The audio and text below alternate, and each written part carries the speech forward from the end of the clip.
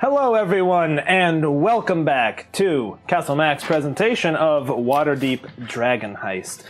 As you all know, I don't like having admin at the beginning of an episode, so I'm going to breeze through these 3 points I'd like to bring up. Number 1, thank you so much to everyone who helped us reach our goal of 1,000 followers. That was absolutely incredible, and we are blown away. To that end, there will be 3 giveaways tonight, 1 per act. I'm going to reset them on the breaks. It's kind of a pain, so I don't want to try to do it live because it would take too much attention away. I'm asking you all to remind me on the break, because normally our breaks are pretty wild. Like, we party and it gets real weird, so I need to remember to reset the giveaways. What are we giving away tonight? We are giving away a Castle Mac shirt, first and foremost. We're giving away a $20 tabletop loot gift card, courtesy of Zombie Night. And we're giving away a PDF adventure, courtesy of Sean Van Dam. So, 3 giveaways tonight. Stick around and you have a chance to win them. They'll be raffled off, so you'll just have to type a thing to join. Point number 2. If you haven't heard yet, we've talked about it a little bit in our Discord, we will be doing Storm King's Thunder next. So for those of you who've been watching along with us through Waterdeep Dragon Heist, be on the lookout. Once we wrap this up, the next Sunday game is going to be Storm King's Thunder. More of that coming. Point number 3, a personal note. We have a new giant dog in our house, and he is a sentinel. He's a protector, and he likes to bark at things that move. So I apologize if you hear barking in the background. Bark. We will be working to alleviate that situation. His crate is coming tomorrow, so bear with us and enjoy the fact that there's a horse-sized dog walking around our house right now. He's so big. Yeah. Yep. Huge. All I imagined for Crate was the beginning of Jurassic Park. Shoot her! Oh man, he's huge. He is huge. All right. When last we left our heroes, they were unfortunately incarcerated by the city guard. Oh man, I forgot I didn't want to play tonight. That is to say, 3 of them were incarcerated by the city guard, for a 4th fell, sadly. More on that later. Moron. Yep. I mean, I wasn't the one that jumped off the bridge. No, you said more on that. He didn't jump. More on He didn't. that. Whistler didn't. I wasn't talking about Whistler. If all your friends jumped off the I wasn't bridge, talking would about you do it Whistler. too? Yep. Enid definitely. We know the answer now for Enid. I would. If your friends jumped off a bridge with you too, Enid no longer needs to answer that hypothetical. Yes. All right. Always. We open with Even if one of my friends jumped off a bridge, I would probably do Enid would, even if one of her friends was thinking about jumping off a bridge. I'll do it first so you can see if it hurts. Okay. I love you. Sorry, God. Okay. Okay. We open up today in a dingy jail cell somewhere in Waterdeep. You were quickly carted up, taken away, including Whistler's body, unceremoniously thrown in the back of the paddy wagon with you, dispatched somewhere separately as guards herded you into a small holding cell area. As you were thrown in, a strange feeling crept over your skin, and you felt like you lost your connection to magic. Something here is keeping you from casting spells, for the Finders of the Deep contain more than one registered spellcaster in the city, and they're taking no chances. As you were thrown into the jail cell, immediately across from you, you see an old, wise, weathered-looking woman who is sitting. She's wearing leathers. She's kind of leaned up against the bars, and she's smiling at you all as she comes in. She looks like she's seen years of action. It looks like this is not the first time she's seen the inside of a jail cell. And for right now, the 3 of you are left alone to ponder your fates. we all in one jail cell? The three of you are sharing one cell. Is Whistler not with us? Whistler is they not took his with you. body. They took his body. Enid's inconsolable. She's crying and, like, snotting, and it's worse than when Hydarian died. Oh my god. Alright. Alright, see you guys later. I'm gonna go home. In fairness, she didn't know Hydarian as much, right? This is Yeah, now okay. weeks and weeks later. And I'm not in, like, You a can justify it however you want. I've got my head like leaned up against the wall. Whistler Like, was my first friend. oh, I once had a lady, Finfina. Got caught in a cell, didn't mean to. I'm gonna give you an inspiration for Oh, that. thanks. Nice job. That's a great jailhouse song.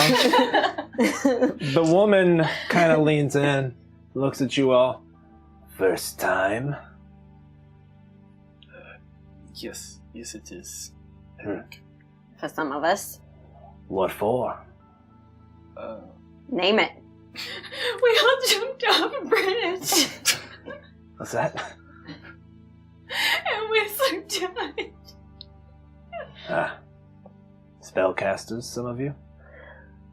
Some of us, yes. Not in here. Not in here, no. What are you in here for? Name it. Didn't jump off a bridge, though. I can tell you that. All my friends did it. Chase after a demon? Chase after a demon, hmm?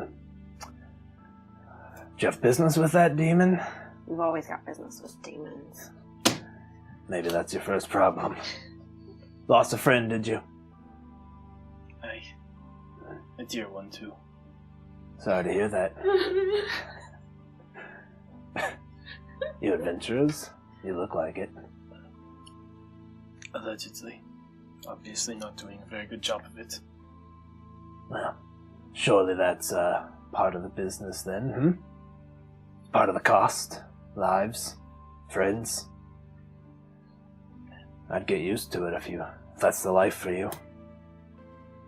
Not me, I'm solo. Yarish, what's your names? I don't know if I should tell you. I'm gonna give you an inspiration for that. That's too Whistler's sweet. not here to ask.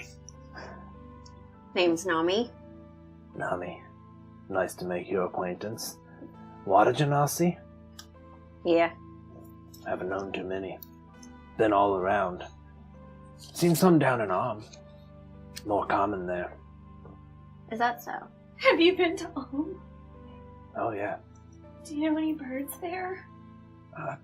Can't say I know any birds here. Or anywhere. Never mind. What was this person's name again? Yarish. How about you? What's your name? Hydarian. Darian. Triton? Aye.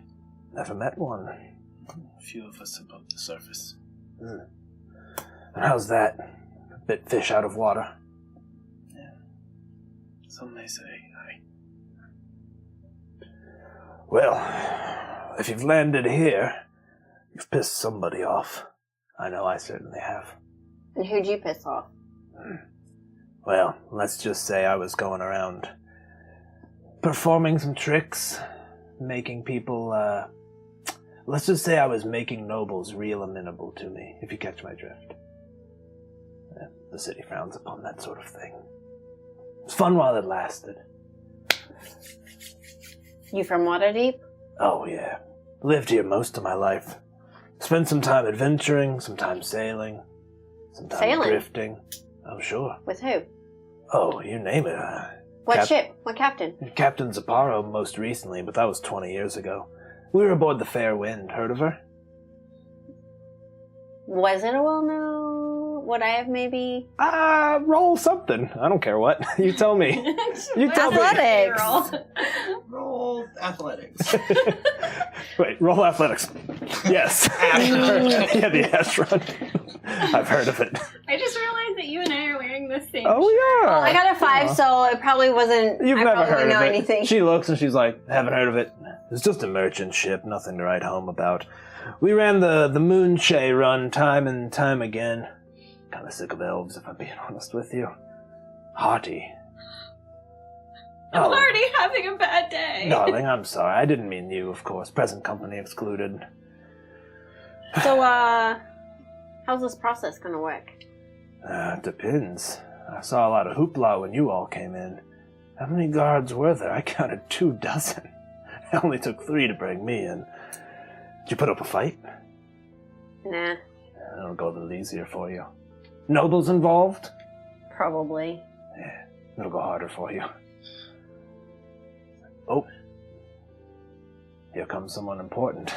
She kind of leans back up against her seat and almost disappears into nothingness. And in walks Detective Inspector Barnabas Blastwind. Behind him, 4 guards, hands on the hilts of their short swords. He pushes open the door of the cell. They're painted sort of a dark red, almost like the oxidized color of iron, like that sort of ruddy, brownish red. It does look like it's a coating of paint. He pushes it open, it squeaks a little bit. He walks in quietly, turns, methodically pushes it closed. You hear it ting. He lets that linger for a second. Turns around, puts his hands behind his back. So, here we are.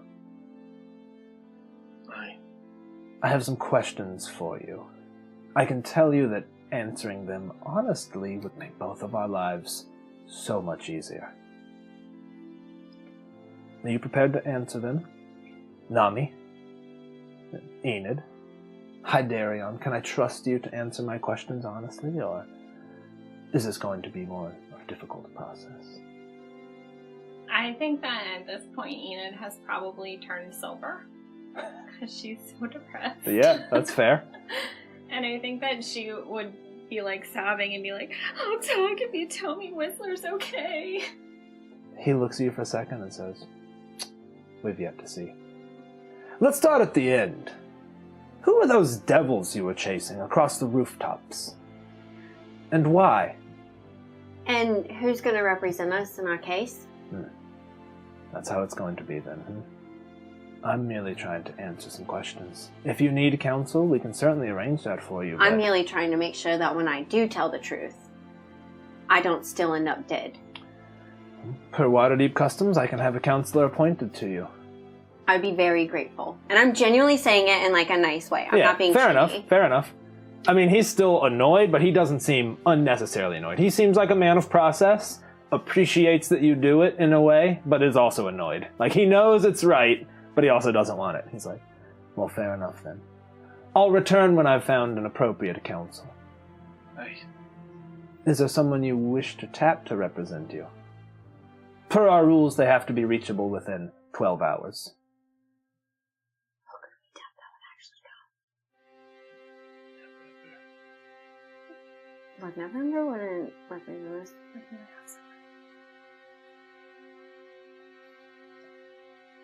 What was the name of that other elvish dude? Davil? Star Song? Yeah. Ooh, That might be that's really tasty. bad. That would be so bad. I would do it. I would want him. He seems like he could talk his way out of something. Hydarion doesn't like him. We're not. I mean, he has his hand like in every pot. I love it, first of all. Let me Yeah, just say I that think, I love I mean, it. it's better than... Neverember's not going to do shit. He's like already helped us. Yeah, and he wants like what we had, so he probably would. And Davil doesn't. Devil does. I think they're what I'm talking about saying. Davil. Yeah. Davil has a vested interest yeah. in Yeah. saving y'all. Yeah, okay. What's his last name again? Star Song. We would most appreciate if you could contact Devil Star Song for us. He looks at the ceiling for a second. Very well. Where can he be located? Confined him in the yawning portal. Of course. I'll send a messenger post-haste. Are you comfortable? Would you like something to eat or drink? I'm fine. I think we are fine, thank you. You're very welcome. turns, walks out. Find him! You hear him snarl to an aide who you can't see. And off he disappears. Oh, thank you, Adam. By the way, we had some pre-go live subscriptions, so thank you guys. We've got a couple of built-up divine pre-rolls. We're going to fast forward unless you guys have anything else you want to do. Anything else you guys want to do in here? Talk more to Yarish, talk amongst yourselves. You certainly can talk amongst yourselves and plan if you'd like. I'm good. I think we're all on the same page as to how we want to proceed. For the most Well, I part. guess we'd probably talk to each other. Yeah, you guys can kind of huddle up and talk. Yeah, we'd huddle up and try to talk as quietly as we could. We need to tell the truth this time. I think it's the only way we make it out of here alive. Tell the truth about the stone? If We may do, be able to leave some I need to key know how much details of the out. truth to tell because I don't know how to think for myself. I think what's important is that we don't tell who has enlisted us to get this down. All that matters is that we're adventurers. We heard about it. I don't think we need to mention the stone at all. They'll We probably were know hired that's why to we're here. find something, and we were on the trail. That is why we had to move with haste. We were hired to find what? I don't know. Davil will be able to help clarify exactly how to windmill his way out of this. I think that if we say we aren't clear on what we were looking for, they're gonna think we're lying. Sean is loving that he can't talk at all. We could say it was an item of great importance and worth a lot of money. I mean, all that they need to know is that we were looking for sibling, Aye. and it went Thank you, downhill wandering from there. disciple. However, we did commit some illegal acts in that. We most definitely will get it with trespassing at the very least at the graveyard. Whatever we say, it needs to sound incomplete so they can bring Whistler back and he can talk. No one will believe us anyways. Most of the truth is going to be the best chance of getting Whistler back. I mean, the fact that at the end we were caught chasing after Essentially. demons, they'd need to ask him some questions. That's so cute. Isabel That's asked so Alexa how to cute. spell something. That's what that That's was. so cute. That is adorable. She's making a book up there. It freaks me out. I thought it was someone's throat. I Like, thought I was you know, first- sometimes a bird gets stuck in your throat and it's like, It sounded like "Arr." a countdown. I was like, self-destructing.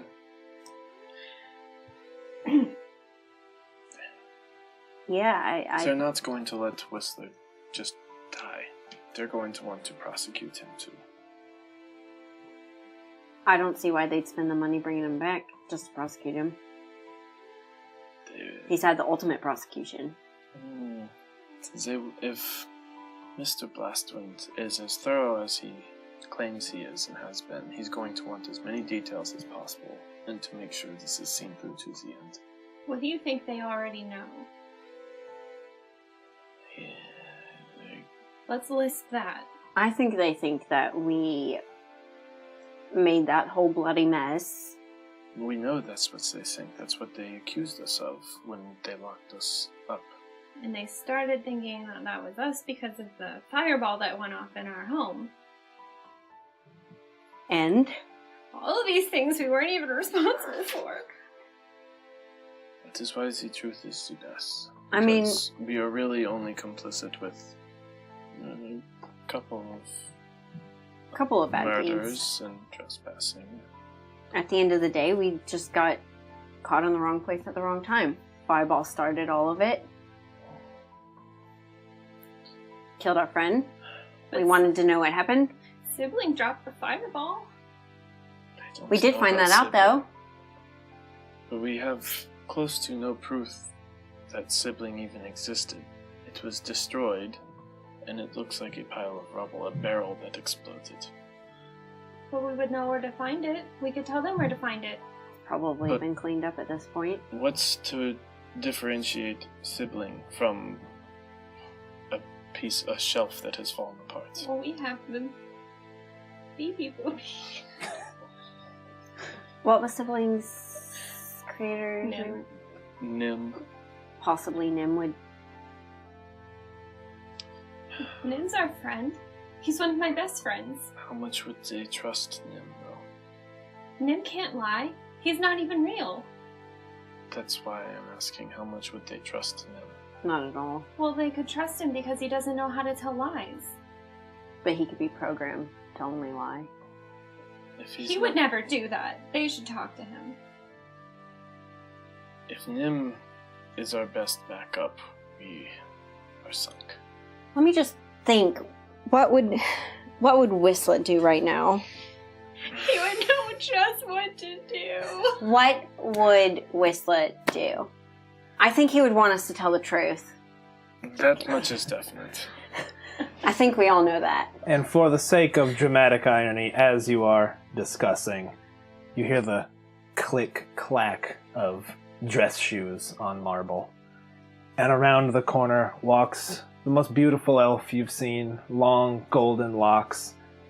He's put on his finest clothes for this. And he walks to the door and he's... I am sorry to see you in here. I'm glad you reached out to me, really I am. Let's get started. You are allowed to know exactly why you're here and upon which charges they're trying to investigate you. I found that out.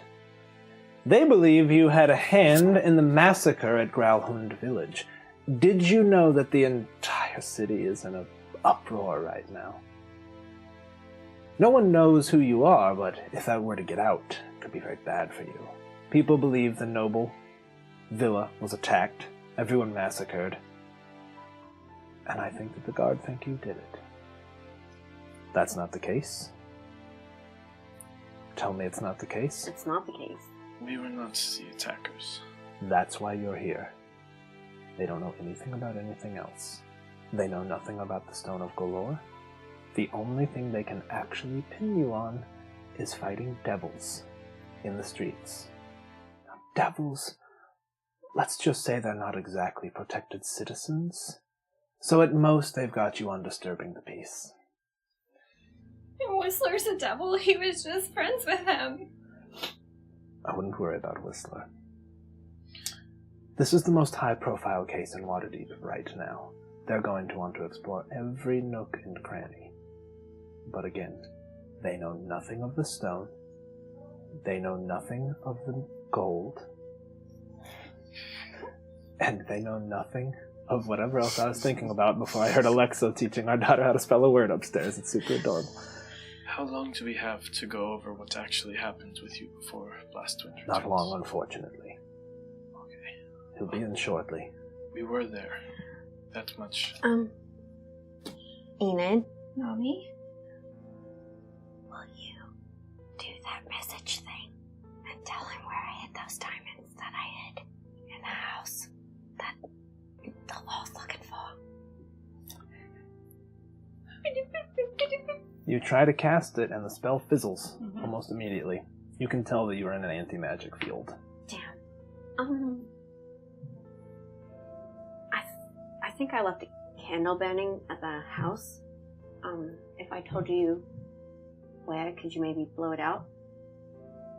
He looks around and speaks, doesn't even respond verbally, just says, yes, and thieves can't. Oh, okay. Like, of course. I would communicate something along the lines of like Sign, diamonds, or something. blue boat sign, Yeah. diamond money. Yeah. You're like... He nods, says, I'll take care of it. So, Your interrogator is coming. Yes. we were there. We did not kill everybody there. Of course It not. was- Or anyone. Of course not. That's all they have you on, aside from disturbing the peace. The woman upstairs. What's her name? Lady Growlhund. She knew everything that happened. Of course she did. She was the one that started the whole thing even. I don't believe the Growlhunds have been operating exactly above board. They're a wild card that remain yet to be seen. Quite frankly, if they walk in here and say it was you, there's not much I can do for you. Oh, The word of a noble carries a lot of weight here. Detective! I see you've arrived safely. Did you have questions for my clients? They have similar voices. I gotta do something so you know who's who. You need a hat. Yeah. A judge hat. Like a little hunting cap and then a blonde wig. Like with the curls.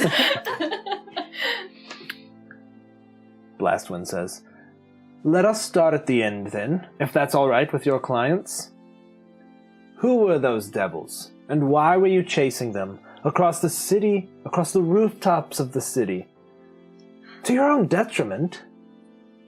Some ancient fight with Whistler's family. It seemed very important to him, and he's our best friend. So we chased him through the town. Roll deception. Should have been best. Go ahead and use advantage. Yeah, I mean, it's a free roll. Advantage. And I will try and assist. I actually have a +4 in this. Okay. All right. Okay, Ooh. 13 + 4. Okay, you got a 17. I mean, he looks a little confused.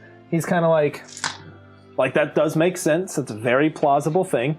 Davil is also maintaining eye contact, and you're doing, like, not blinking at all. What about Hydarian? What's he doing in the face of a lie? I think he'd try and pick up what she was putting down and kind of nod along She with learned from the onion lie then. That was a good onion lie. He kind of nods. Like, all right. Let's talk about Growlhund Manor.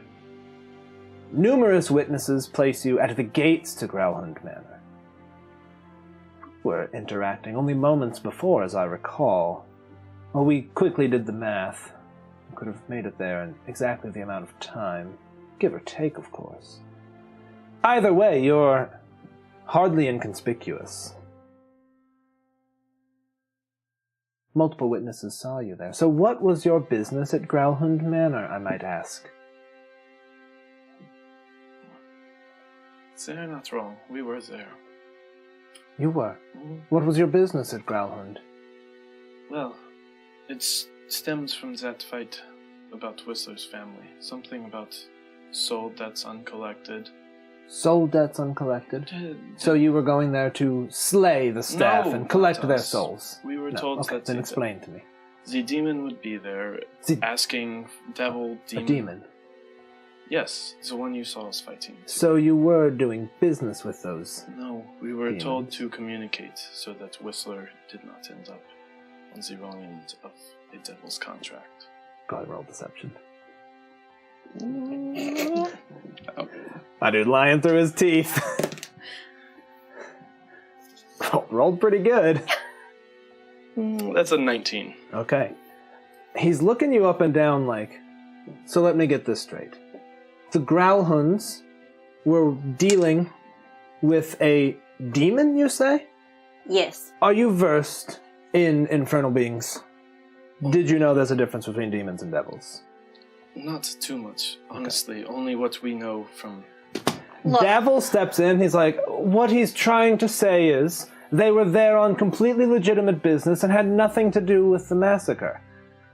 And the detective inspector is like, I find that incredibly hard to believe, because it was only moments later that their entire house staff were slain brutally. Brutally. And you were nowhere to be found. You couldn't have been there for more than, a few minutes?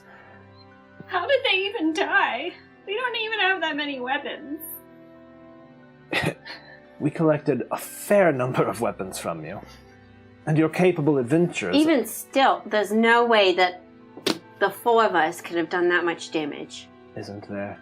There's not. Adventurers stopped at Tiamat. Adventurers could slay some simple house servants. Yeah, but not level 5. We've only been adventuring together for less than a year. Honestly, if you think about it, we barely adventured at all, got enough money, and settled down into the blue boat, where we enjoy our lives. I have a relationship that I want to keep up. I have friends. His family just moved back home. Okay. We wouldn't jeopardize that. Then I'd like to hear it from you. You were there dealing with a demon on behalf of Whistler's lineage in some way? Tell me, what led to such an engagement?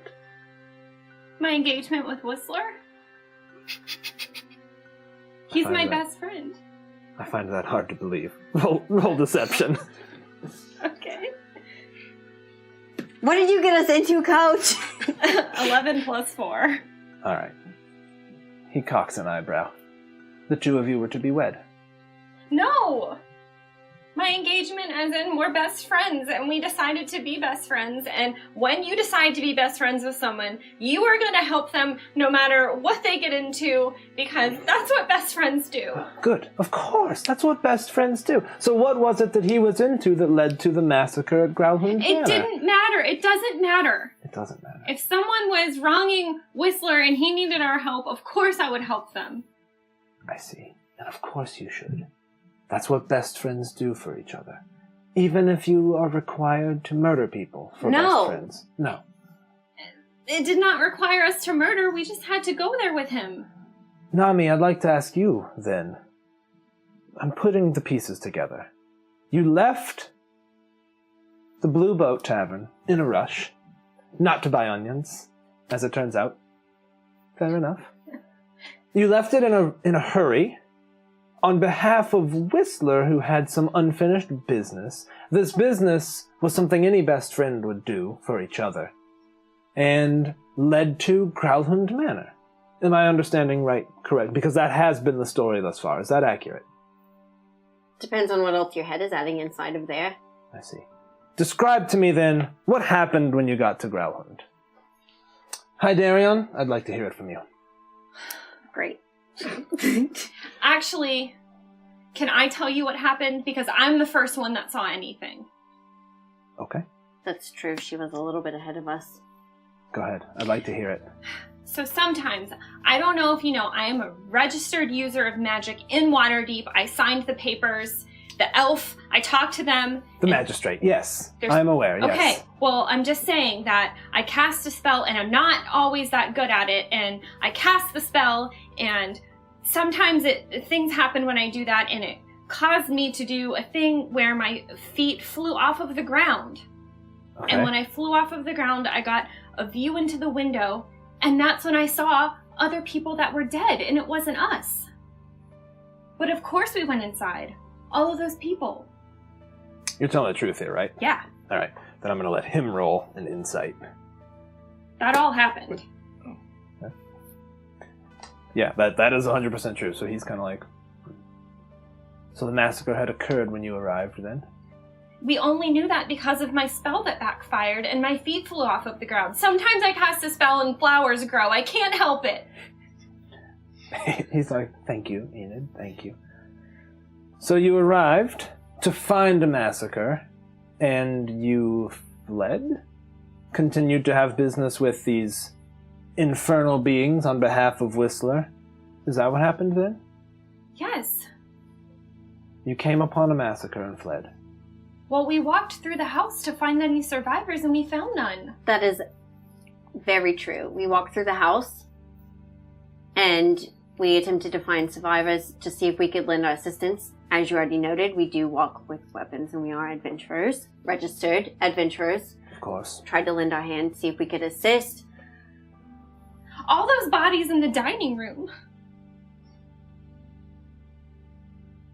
It was a grisly scene, but we were under the impression that Whistler's business was time sensitive and we could not stay. What was this business? You've alluded to it several times now. Something having to do with his grandfather. His grandfather? We don't know him, but it's very important to Whistler, and if it's important to Whistler, as my best friend, it's important to me.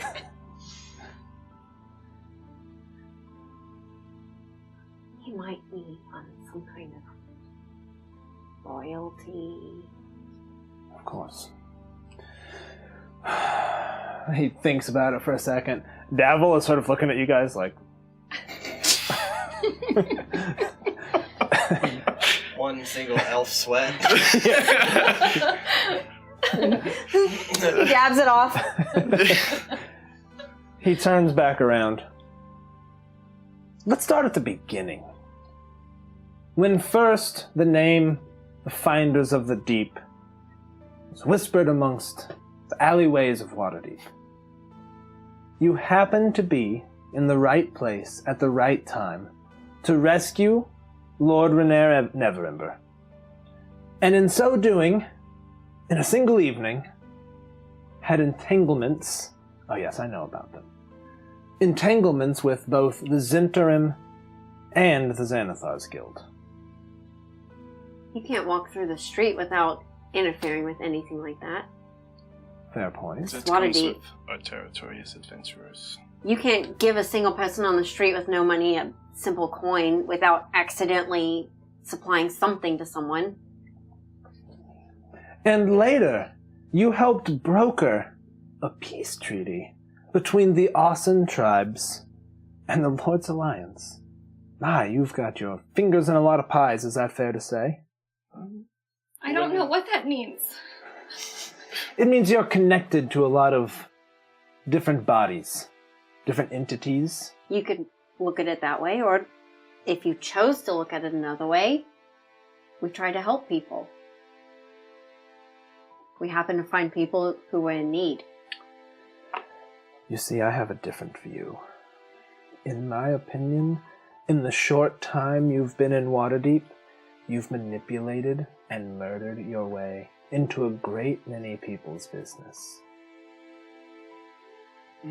That's what I believe. I think your beliefs may be a little off base, with all due respect. Thank you. I do feel respected. Great. We It'd be a shame. When we first came to Waterdeep, Nami and I were sailors, on sailor's pay, without a ship. We needed money, and we were hired to find a near Neverember. That was a job. Of course. We took a job to get money. And then when we were offered another job to essentially bodyguard King Raimi, we offered our assistance because we felt it was a good cause. We could, again, make some money for ourselves. And If a noble asked you to accompany them, would you reject it? Of course not. Such is our lot in life. So, my perception that you happen to be in the places where there are extreme losses of life, the Fireball and Trollskull Alley, you were how close to that? About 100 feet? That's because we live there. Mm-hmm. Of course. Oh, did you mean close as in proximity, or close as in how close of a friend was? Oh, exactly. That's a second friend you've lost, isn't it? I'm so sorry to hear that, but you know, when I was a boy, I used to go camping with my father. And as we would scan the hills, making sure there were no orcs or the like about, he would remind me, Barnabas, boy, where there's smoke, there's fire. I have some witnesses coming in. I'd like you all to accompany me to let them take a look at you and confirm whether or not you're who they saw. So, guards, please. And with that, we cut. I hate them. We cut to a large stone citadel on the side of a sloped onyx mountain. Cracked struts and flying buttresses hold this massive fortress to the slope in defiance of the environment. We find ourselves now in a lavish room at the top of one of the towers rising from the stone. Silken curtains hang while a 4-poster bed sits atop a stone rise draped in silk sheets. Gold trinkets sit tastefully atop marble pedestals in an ostentatious display of wealth. Stretched across a richly upholstered chaise, Whistler idly scratches a now fully visible Trix under his chin. A beautiful female figure walks from behind a dressing wall, wearing a sheer gossamer gown. Her small horns appear freshly polished, and her tail flicks playfully. Oh, Bast, what have you gotten yourself into? Hello, Mother. She returns the gesture. Is Is this it then, son? Is Whistler behind you? Are you my boy Bass Damocos now? I've always been your boy, Mother. Oh, of course, but are you here to fulfill your destiny? And you know what I'm talking about. I still have business to attend to. That tavern. The tavern. I do have something to discuss with you, though, Mother. It's come to my attention that the Castellantes have made a deal with Grandfather. Oh, have they? Who are the Castellantes again? Remind me. Thank you, zombie. Real quick, congratulations to Wandering Disciple for winning the shirt. I saw you message me. Shoot me a message, get me the information, and I will order you up a shirt. We'll take it offline, okay? Thank you. Sorry. Fuck. Just put the wall. Yeah. Lower the privacy wall. I want to get a screen. Just a privacy screen. Are you plugged in? People are saying you're real quiet. I can't fix it from here, so that's all right. I'm plugged in, but I won't. Okay. Hold on, I gotta. Sorry. Yeah. Ostentatious nobles. I believe they bent with their kids' lives. They owed quite a debt to Grandfather.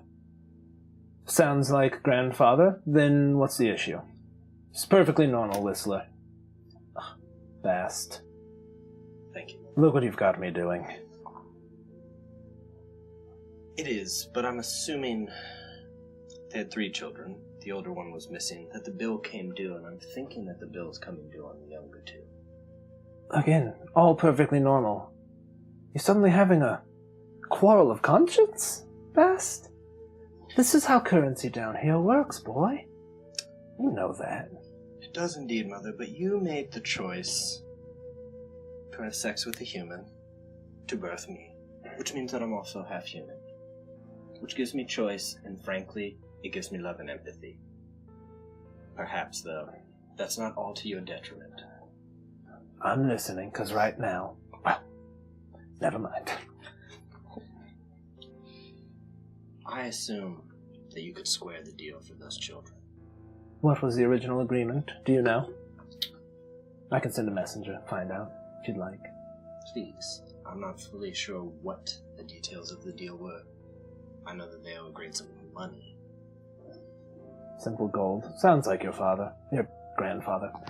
Something extremely simple. Something universal. All mortals crave it. One moment, please. Strixia! An imp. Yes, mistress. It's like, go fetch me the Castellanter deed from Asmodeus. Yes, mistress. Alright, we can take a look at that in a moment.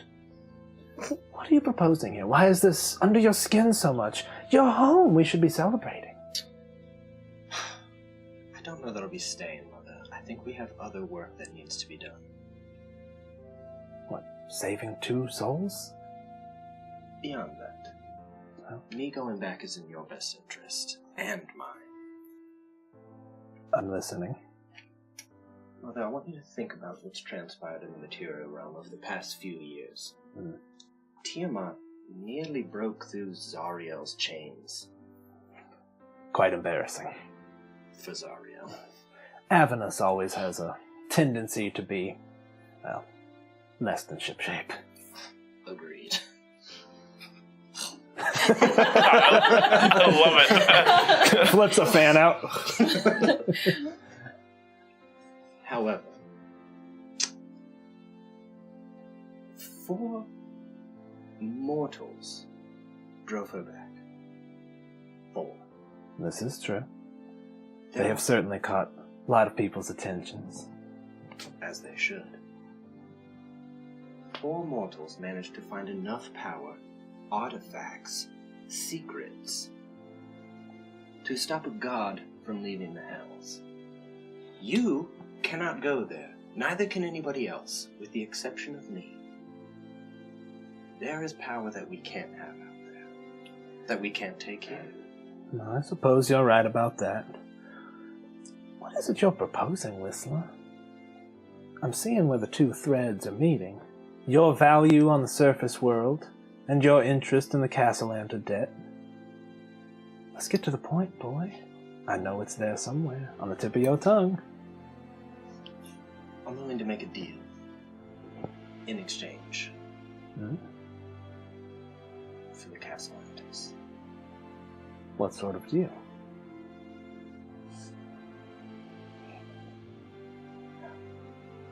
Two innocent souls is a lot, even for me. I know I only have one single bargaining chip, and I hope that you appreciate, as your son, that I've guarded it most dearly. Are you saying what I think you're saying? With caveats. Oh. If I get the children, I also want the parents. Well, we'll have to look at the contract, won't we? If I know your grandfather, it's rock solid. Agreed. I should hope so. Depending on the exact details of it, I'm willing to do what you want me to do, with the exception that I want half of my time in hell and half of my time in the material world. I'll have to think about that, but...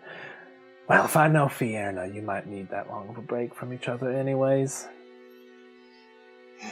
Indeed. She has many consorts, so that would allow her time to get it out of her system. Agreed, as do I. Well, Wait, what's her name? Fierna. Oh, okay. Wait, what's her name? I don't get it. Oh yeah, Raven's mad. Never heard of her. I'm writing it in my burn She book. checks his phone. Yeah. Who's Fierna?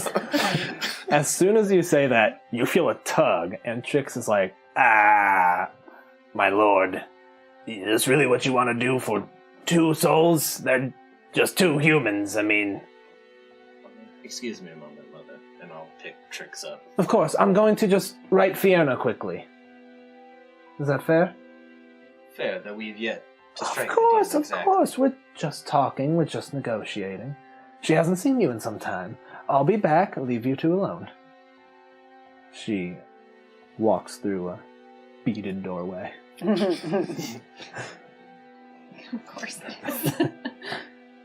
I will look out of the Black Citadel, across to the prison of Malbolge, and the fiery hills. I know, Trix. They're only two. It's a big deal for two souls. It is.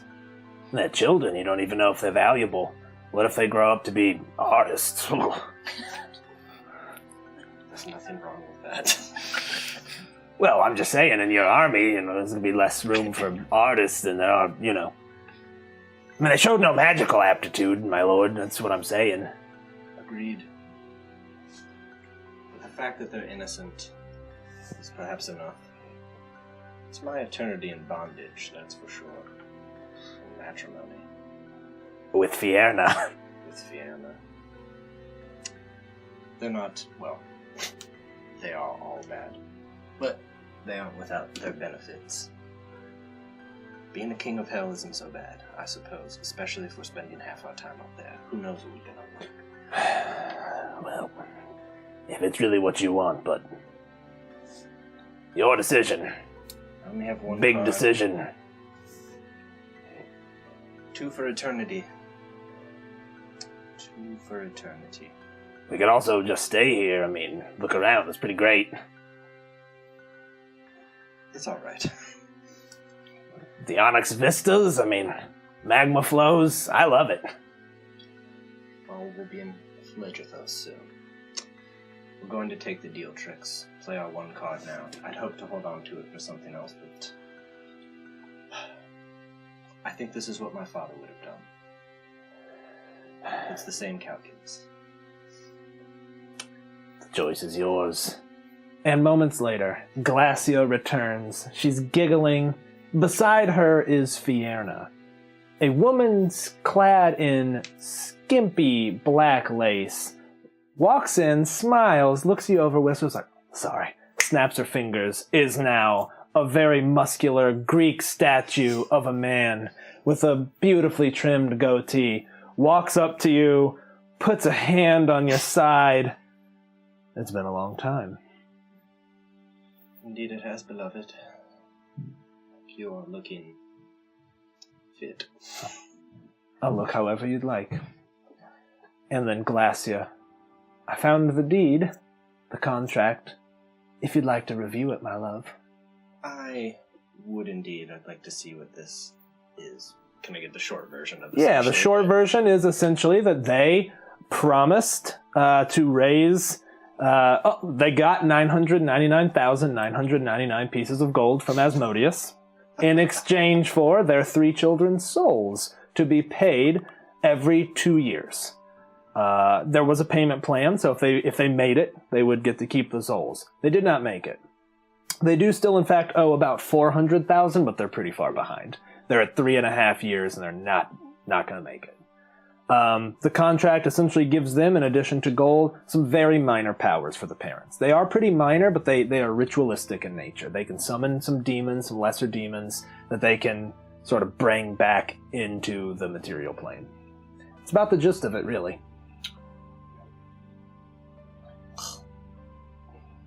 I can pay it off right now if you'd like. Grandfather was more than willing to accommodate you, especially if it means bringing you home some of the time. Every 6 months of surface time. Every 6 months surface time, I come back to spend an equal time here, which I forget the conversion rate, but is significantly longer. It is. Then we're in agreement, and Fierna turns to Glacia. He's got a big smile on his face, looks back to you like, are we in agreement? I do. And with that, we cut back to a jail cell as a court-appointed cleric stands over Whistler's body. Then you snap awake. You feel a strange sensation on your left hand. You raise your hand to find a gold ring burned into your finger. And with that, everyone, we're going to take our first break. We'll be right back. Hi everyone, and thank you for tuning in to us here at Castle Mac. We're so happy that you came. The point of this video is just to do a little bit of housekeeping on the break. That way when you come back, we can just jump straight back into the action with whatever show that you were watching. If you're watching us live right now on Twitch, you can go ahead and mash that follow button up here. If you're watching us a little bit later on YouTube, you can mash that subscribe button right down here. We stream live on Twitch on Tuesdays and Sundays, both at 7:30 Eastern Standard Time, and we try to upload our videos to YouTube about 48 hours later, so you can follow us there, youtube.com/CastleMac. If you want to talk to us outside of our streams, then you can go ahead and follow us on Twitter. Sometimes we post schedules there if we're going to be streaming in between. We have some friends of ours that stream on our channel, the Macolites. We also do a Marcha-style campaign with some of our friends in our Discord, and that happens periodically. So if you want to know when, you can just follow us on Twitter.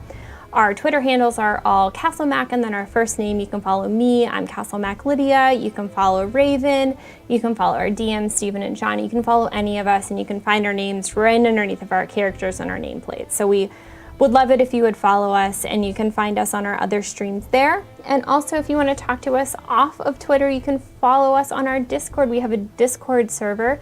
You just go to our Twitch channel, scroll down a little bit, and you can follow that link. We are there pretty much all the time. There are people from all over the world, so no matter what time you're chatting, I guarantee there will be someone there to chat back at you. It's so much fun. Everyone there is so nice. And I just want to talk now a little bit about what goes on during our Twitch streams.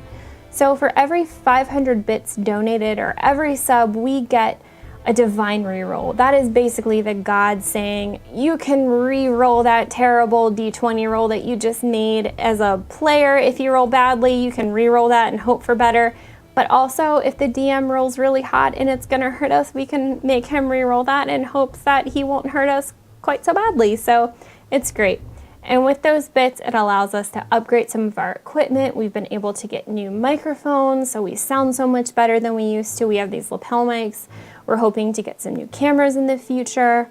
And with those bits, we're able to pay artists from Twitter that we find to do character portraits. We found some on Facebook that are really great. We've been able to commission a new theme song for our Waterdeep Dragon Heist campaign. The art looks amazing, and we're so happy to be able to give that back to artists that we found.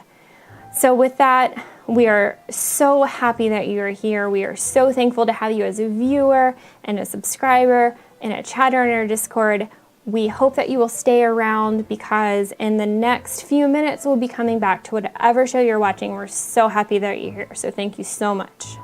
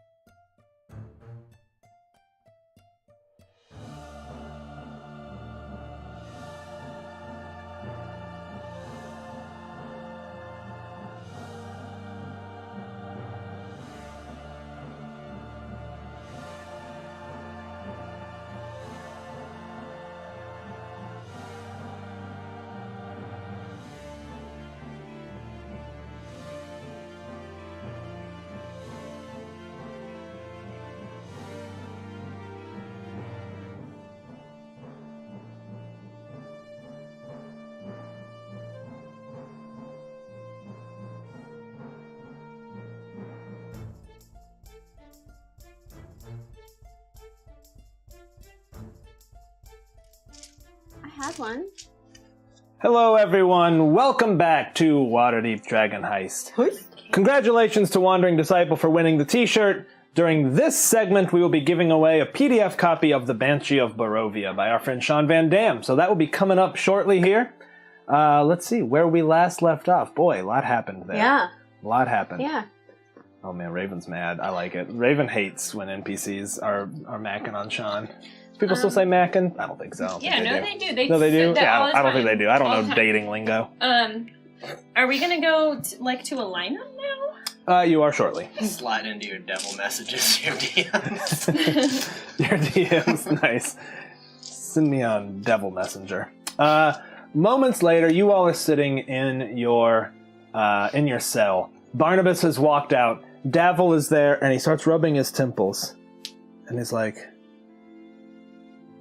have you ever been in a thieves' guild?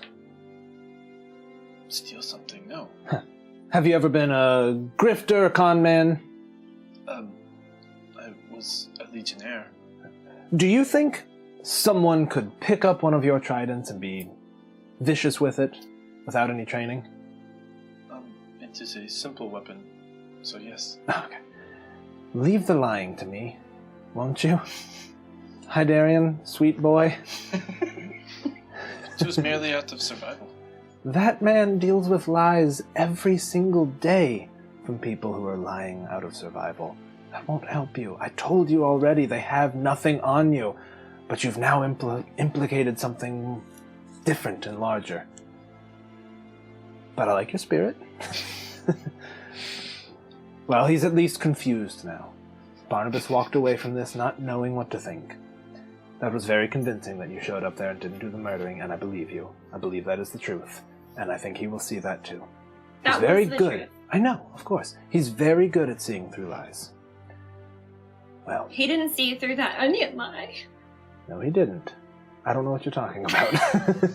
So, how do we get out of this, web that Heidi's spun?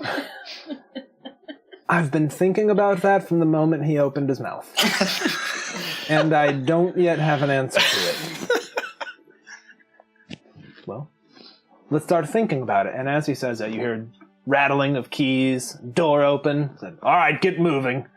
And you see Whistler dressed in, like, the white, like, crappy, like, linen shorts and linen shirt, just, like, being put... And, I mean, you look gaunt. And, by the way, you are going to have 2 levels of exhaustion. They will dissipate every 24 hours, but you were raised from the dead, so you have exhaustion, my dude. Got it. What's the second level do? Second level is disadvantage on attack rolls. Attack rolls and skill checks are what I got. Attack rolls and skill checks. Got Yep. I think that's right anyways. I'll double check that. Actually, I have it right here. Hold on. It's the whole point of Because this we almost never get to the second level. Oh, no, it's just that your speed is halved. Oh, You're, speed like, halved. shuffling around. And Davil turns, and you all see a bedraggled Whistler walked up to... Is he in the cell yet? He's at the bars, and they're opening the cell, and one of them kind of lowers his spear, and he's like, all right, back off. Oh my god, if he didn't have a spear down, I was gonna, like, throw it open. They shoo him in. They're not rough with him. They're not, like, throwing him in. But they sort of give you the firm, like, push into the room. Enid, you hug him. The 2 of you see his hand on her back, and you see a gold wedding ring. I don't see It it. stands out as it catches some of the light, glints a little bit. I'll be like, oh, Enid. I'd be like, just like petting his Grabbing his horns. And... Congratulations on both accounts. Right. Which counts? Being alive and the other one. Ah, yes. Well,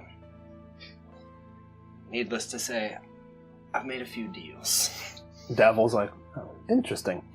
Well, I'll be like, Off don't the hold it table. against me. Devils aren't nearly as close-minded as mortals. Oh my god. Also, after I look a bit better, I trust you catch my drift. he grins a little bit and says, of course, time for that later. You're in a bit of a pickle. I won't tell you who, but someone here's a very bad liar. Why did any of you let sweet Hydarion open his mouth? I told the truth, Whistler. I told the truth, except for just a little bit about how we were chasing the devils and they were... How much of the truth did you tell? Just that my magic made my feet float and we saw into the windows and that's how the massacre happened, and that we didn't do it, but we just saw it because I floated. So that's all we're in for, is the massacre. However, they do believe that we were absolutely there, and that we were there because of you and business involving devils. Your family business. It's not altogether untrue. Right? I didn't... Someone asked my name and I didn't tell them. Of course, that's totally what I... Yeah, that's what I meant. Right. That's not necessarily something that's not easy to spin. Do they have a witness? We're about to find out. We've been told multiple times they have witness putting us at the manor. And as you say that, you hear footsteps coming down the hall. All right, you are to proceed to the identification room. Detective Inspector Blastwind is awaiting you. No sudden movements, Come on, out with all of you. All four of you, slowly, slowly. I can only move slowly right now, young man. And he walks behind you, leads you into a room, and it's the classic, like, the painted lines to get the height. Are they all even, or are they kind of like... No, they're pretty straight. But you see, like, paintings of silhouettes for some of the different humanoid races. Like, you see, like, Dragonborn in front and profile. And you see, like, Tiefling, and there's several different variants. Like, just silhouettes of these standard humanoids to assist people. In fact, you do see a darkened mirror. You cannot see what's on the other side. But you can faintly hear. It's not super, airtight or anything. And so you all line up, and he sort of says, give some space. All right, right here, ma'am, right here. You're like trying to inch towards Whistler. He's like, nope, right there, please. Back's against the wall. All right. Davil is standing off to the side watching you guys. He's like, I'm going to have a small smirk on my face. All right. You can faintly hear on the other side of the window. Oh, yeah, that's them. I was working my cart that day, and I seen them coming down the street towards the Growlhounds. Saw them get near the gate, but by then I had turned the corner. But yeah, couldn't mistake them. I saw the Eladrin. I thought she was very pretty, and the rest of them, they've got fairly distinct colorings. That was them. I'm sure of it. And you hear Blastwind. Are you absolutely positive it was them? No mistaking. Oh, yeah, no mistaking, no. That's an interesting party makeup, I guess. Adventurers, clearly, that was them. Saw them heading towards the Growlins. Thank you very much. And you, madam. And you hear a voice like, well, yes, I was walking the lady's daughter, as I was telling you earlier. We were out for a stroll. I had the pram out. It was a bit windy, so the pram kept catching some of the wind. A bit challenging, really. I actually saw them pass by me on their way towards the Growlhounds. I thought about asking them for help, but they looked a bit gruff. Frankly, they just looked a bit gruff. They were festooned with weapons and had an air about them, like they were out to commit some massacre or something. You hear, I will audibly. You hear Blastwind. That's enough, thank you. You are absolutely positive that was them. I am absolutely sure I saw them, and they had a look about them. Thank you, that will be all. I will have you know that I am now silver and not green. All right, fair enough. Want to confuse me with a different Eladrin, go ahead. And finally you hear another voice. Madam, are these the four? No, Detective Inspector. I can tell you with absolute certainty, those were not the people in my house committing these atrocities.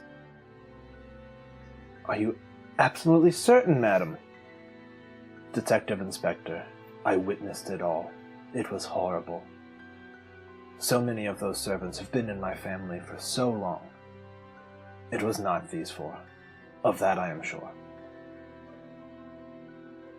You hear a long silence. Very well. I would like high five. No. You hear them shuffling out a bit. Daffel is just like... I'll, kind of like pop my hip as I like change my weight on it. Like, getting some sass. yeah. Like I'm like the thing like I'm waiting. You don't hear anything for a long time. And then you hear Blastwind. All right. Take them out of there. Door opens and the guard says, all right, you four. Back to your cell. No funny business. Come on. Hurry it up. Don't have all day. Come on. You all sort of shuffle out back towards your cell. Davil walks in and he's like, have you been working with the Growlers?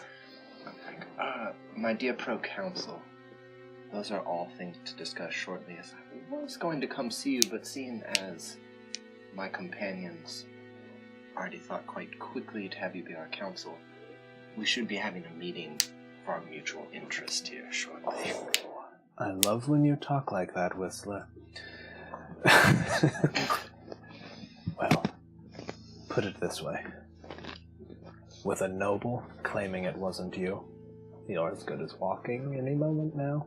I've been walking this whole time. Of course you have, Enid. Of course you have. Shuffling our feet, actually. I would say that and then look at it. Okay. Indeed you have. Jail doesn't suit you at all, my sweet. Also, that silver is so low. Do you think you could change into something a bit more happy? It'll take me a minute. I'll try my best. I just was so upset. Moments later, you hear the soft footfalls of someone wearing slippers, cloth shoes of some kind. The faint feet on marble floor. And in comes someone wearing white and gold robes, looks very official, is holding a book and a quill. Young elf woman. Youngish, like 300 for an elf. Like, I am Magistrate Benzirna. I am here to administer your sentencing. For murder, we find you not guilty. For disturbing the peace pertinent to the fight you had on the rooftops, I find you guilty, and you are hereby each sentenced to 1 week of community service. By the powers vested in me by the city of Waterdeep, I hereby commence your sentence. You will be notified within 7 days where to report for community service. So it is done. Closes the book. Guards. She walks out, and Davil's just like he's got his back to him, and he's just like, clearly feeling quite good about it. What is community service? It means that we're going to need to pick up garbage somewhere, or clean graffiti. Same thing we were doing on the last ship we were on, working for free. Okay. Scrubbing the deck. You two are pros. We are not. Don't worry, we'll teach you so we don't end up picking up your load. Yeah, I mean, I have gone through something so devastating that I don't even know in a week's time. I should sit Heidi down can make now. you some soup. Very good soup. No one gets out of ship work. Or maybe a back rub. Don't you have someone for that now? Oh. Oh, no! That's okay. Davil and I have things to discuss anyway. Yeah, actually, while you were gone and, busy dying and getting married, Heidi and I had something happen too. And we are as close-minded as humans about it. Just kidding. I knew you were joking. I could get him if I wanted to. And moments later, a guard comes back, opens the lock, tosses you your things. Whistler, you're thrown... Wait, who had the stone in their satchel? Who had it at the end? You were gonna stuff it. Oh, I hooked it on my butt. Okay. Well, it is still hooped. And you've got some serious cramps. No, it's in your belongings. It can be hooped if you want, I don't care. I thought they were going to take our stuff from us. I'm not kidding. It's this big. Yeah, it is baguette size. It's a baguette. Well, then I put it in my front butt. What the fuck? Well, I quit. I quit D&D forever. Let's go back to that conversation we were No, we don't need to go there. Put it. We don't need to go there. Do you mind if I sit? We don't need to go there. Sorry. No, excuse me, do you mind if I... Brasta. Oh, man. I hate everything. I hate all of this. All right. You all... I'm really blushing right now. I hid it somewhere where they wouldn't find it. Let's just call that my armpit or butt crack, what have you. All right. You leave the cell. Your stuff hasn't even been rummaged through, it looks like. And on your way out, you catch a glimpse of Barnabas. He's sitting at a desk. He's got all this parchment out in front of him. And he sees you, and he leans back against the desk, and he's just, as each one of you pass, staring directly into your eyes. And you pass by. And you open the door, and it's dark out. The continual flames in the street lights have been lit. Above, you hear the wings of a griffin cavalry soar overhead. You can see that you're in the castle district. And Davil's with you, puts his hands behind his back, and says, well, that wasn't so bad. Maybe not for you. Oh, I don't know. I've come back. See, I've been spending quite a bit of time in hell. It moves differently there, so I've been there for months. Oh, and what happened? And? Besides your betrothal, congratulations. Thank you. I've thought about it, and I think we can all help each other. The Castellanters, well, needless to say, they belong to me now. What do you... What? What? I've taken over their contract. So those children are safe no matter what. If they pay it back, they're free to go. If not, they're in my care. Can we go visit them? Not quite yet. That's a dangerous game. Maybe, or maybe not. As he says that, you hear the sound of horses. And speeding up to you all is a jet black carriage led by 6 beautiful stallions. And it comes and stops right in front of you. The door opens, and out comes a yellow tiefling. Oh, you all were released. How fortunate. Can I give you a ride home? I think that you can. Thank you, Pro Counsel. We'll settle up on your payment later. Davil sort of nods and says, of course. Congratulations. Looks at her again and slinks off into the shadows. So, how was Incarceration? They didn't treat you too bad, did they? Her tail is wagging, perceptibly. It is Trust, the yellow tiefling, in the employ of the Castellanters. I didn't spend much time there. Were each of you treated fine? It was the same as sitting below decks on a ship. No room, no furniture. Grumpy people. You couldn't cast spells. That was a little bit different. Come in. Please. Thank you. I fetched some food for you. I took a guess on your palates. On my way into the carriage, I would pet all the horses. All right, they're all wearing blinders. I'd look at their wrists. Check out their wrists, Yeah.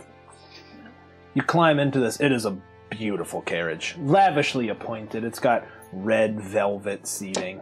And there are, in fact, little silver platters with a meal for each of you. Oh my god. They're they're fairly basic fare that wouldn't get gross when it got colder, because she didn't quite know when you were going to be out, but it's pretty good stuff. And you are hungry. I mean, they fed you like bread and water, basically. Can I give you a lift home? Please. Actually, first, could we go see your employers? Oh, I think they would like that. Of course. On our way back to our tavern. Why not? Of course. Did you say it's nighttime? Yeah, it's nighttime. I trust the Growlhounds. Let them know the truth, that you weren't even there. They did indeed. Wonderful. The Lord and Lady Castellanter have quite a bit of reach in this city. This was a gesture of kindness on their behalf. They may have a major favor to ask of you. We're potentially in a position to grant that favor and say thank you. Well, then why not tonight? Let's go. Let's away to Castellanter Manor, then. The driver up top. The horses trot off. I'll wink at each one of them. Pretty delicious. Taste. I will message to Whistler, like, can we play tag?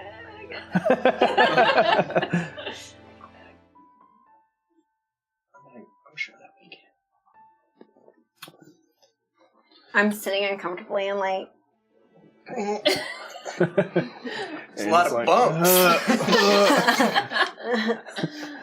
And on you go. And it doesn't take long. They're speeding. I mean, you can feel this thing whipping around the corners, driving towards the destination. Trust doesn't really say anything else, but sort of leans back and you catch her staring down at your ring, looking up at you, looking around at everybody, smiling. She has kind of a shit-eating smile on her face, because obviously she believes that you all are indebted to her right now, or at least to her employers. Do I notice her looking at the ring? Oh, I think it's pretty obvious. I mean, she's at least just like... I'll move one of my rings to that finger and just like... All right. I'm not going to make you roll it. She looks over, catches it, and is like... I'll give her like a jealous look. Okay, make a performance check. 14 plus 1, 15. 15's pretty good. I mean, she definitely catches it, like... Takes a bite of some of the cheese she has set aside. Grapes and some cheese. So, what have you all gotten into lately? Well, we went to jail. Of course you did. Well, Whistler died. I did die, though I'm back now. I'm sorry to hear that. The broadsheets. Well, what happened to Growlhound is the talk of the town. So, you can imagine how important it was that the Growlhounds got you out of trouble. Absolutely. We'd almost be indebted to them forever for that. Of course. They adhere to a certain pecking order. The Castellanters own them. I can be blunt with you all. You're adventurers, you prefer things blunt, don't you? Do they? Because I think the Growlhounds were being a little naughty. Oh, they were. They'll be dealt with, I can assure you that. Oh, that's part of our business, too. I don't want to spoil the fun. Well, wonderful. This is going to be so exciting. I had no idea how my night was going to end. I can't wait. A question for you while we're going. I'm curious about your employers. I'm curious more who you serve. Do you serve the Castellanters, or do you serve my grandfather? Good question. I serve the Castellanters. For now, they pay me. There's no blood oath. I wouldn't be so crass. I am an employee of the Castellanters. Nothing more. I don't have to love them, but they pay well. And I'm very good at what I do. That Believe I don't me. doubt. You are a professional. Well, She's a professional, is she not? So professional. she's like, oh, please, Enid. And as she says that, you hear the wheels skidding to a halt on gravel. She says, oh, we've arrived. Wonderful. Brandies for everyone? I'll see to it that you get comfortable. The lord and ladies would like to speak to you. The Growlhounds are here, too. I hope that's not a major surprise for you. It is not. Though we might handle our Growlhound business after the Lord and the Lady.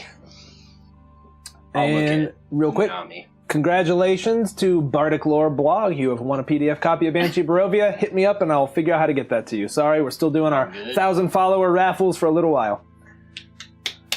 Congrats. And she opens the door for you and you can see the butterfly garden. It is now pretty late in the evening. It's like 10 o'clock. So the children are obviously nowhere to be seen. It's dark enough that you don't see any of the butterflies flying around. And she motions for you all to get out first. Comes out behind you and leads you all up to the door. And says, all right, shall we? They'll be so excited to see you. She pulls a chain. So you were giving me a look?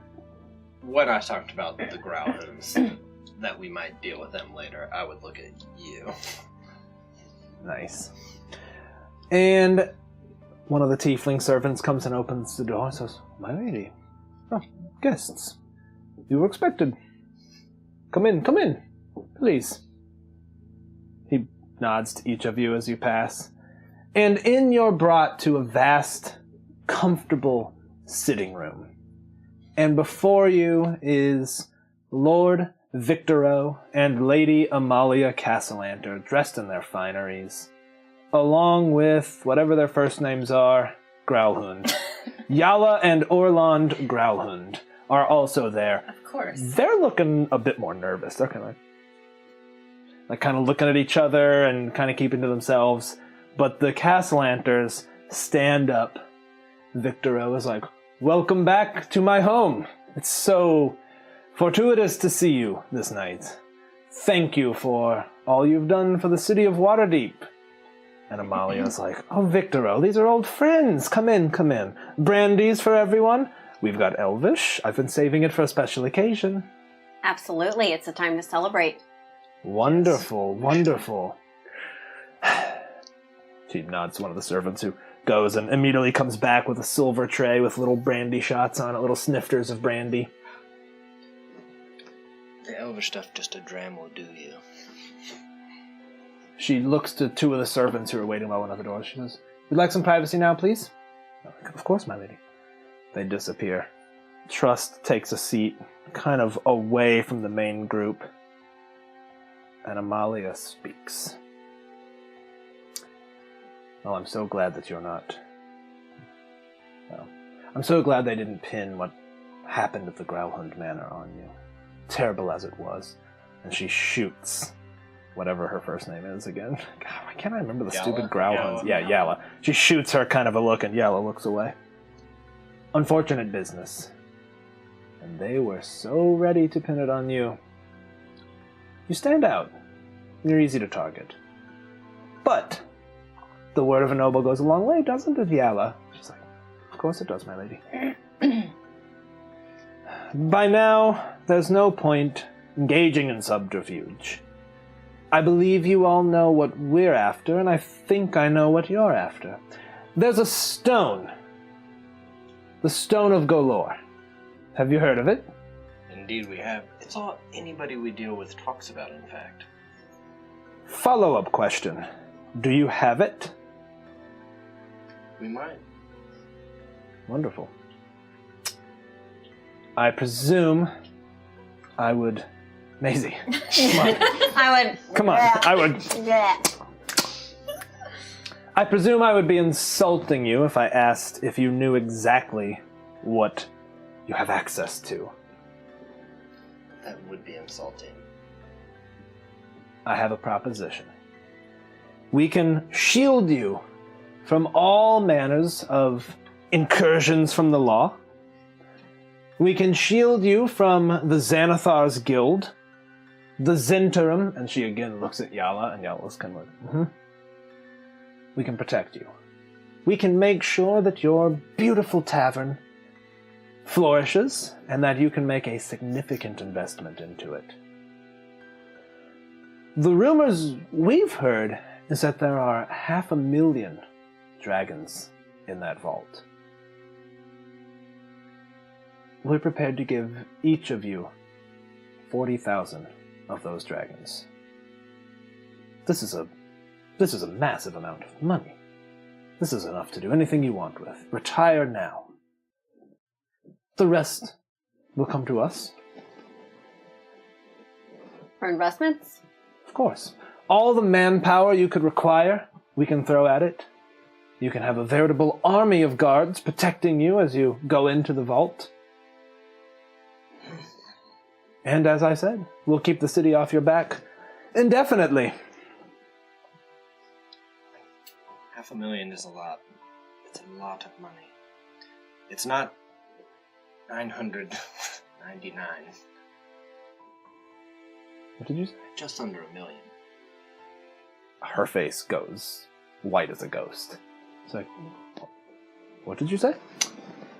I'm talking about the deal you made with my grandfather. You see, I am married now, so I'm a king. I get to know about contracts. She's kind of like, well, of course. Not a surprise. Congratulations on your betrothal. I'm sure your grandfather was very happy. Indeed he was. He presided over the wedding. It was magnificent. I didn't get to go. I know, and I'm so sorry. I don't think that you are, though, to be completely honest. Levistus was there. My Uncle Levistus was there, still entombed in ice. Bit of a joke from my grandfather, the old drunk uncle. She says, oh, well, of course. I'm glad you know the details of the debt. Then, well, I suppose it's no secret that we're prepared to finalize that debt and move forward with our lives. As you've seen, we've built quite an empire with that initial investment. Knowing what the debt was, first of all, let me say I find it a bit vile. Secondly, I'm inclined to help you square the debt. She looks a little offended. She's like, you're a Prince of Hell. What's vile? A king of hell. Forgive me?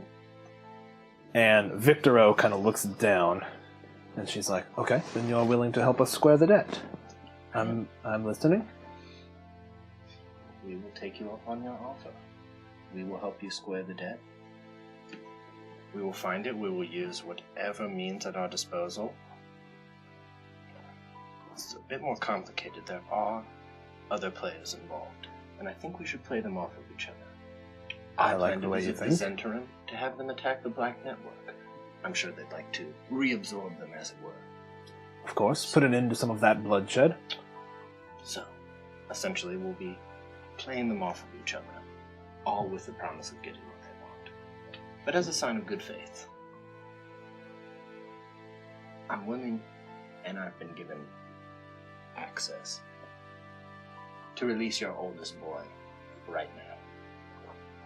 Well, and Victoro kind of sits forward at that. You can do that? I could. Okay. Is there a catch? No catch. You helped us get out. This is my thank you. Her face kind of softens, and she looks like she's kind of keeping it together, like, thank you, my lord. Indeed.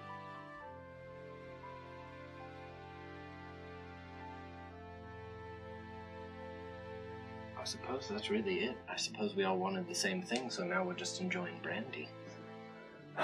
Wonderful, wonderful. Well, we can reconvene, come up with our plans. Will the two of you take me to your boy now? Of course we will. Just the two of you, though. Yes, no problem. And they both kind of stand up and... Do any of you join Whistler? Or do you stay in the sitting room with the Growlins? Alright. Off you go, Whistler. We'll start here first.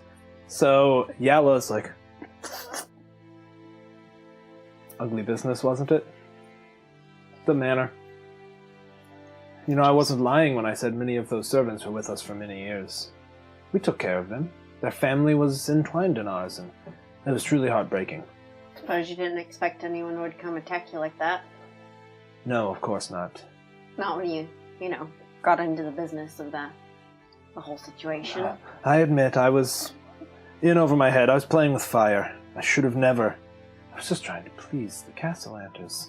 I just wanted to rise in the ranks of the cult, and... It's a cult. Oh, the cult of Asmodeus, surely. You didn't know about it? Nope. Oh, it's what the Castellanters. And her husband's hand on her arm. She's like shaking, drinking her brandy. I mean, like, we all know who Asmodeus is. Oh, you absolutely know who Asmodeus is. Oh. You. I understand the desire to rise in the ranks. You see it all the time in the military, but sometimes you have to think about to what extent. Well, thank you. I think we've learned our lesson. A hard lesson it was.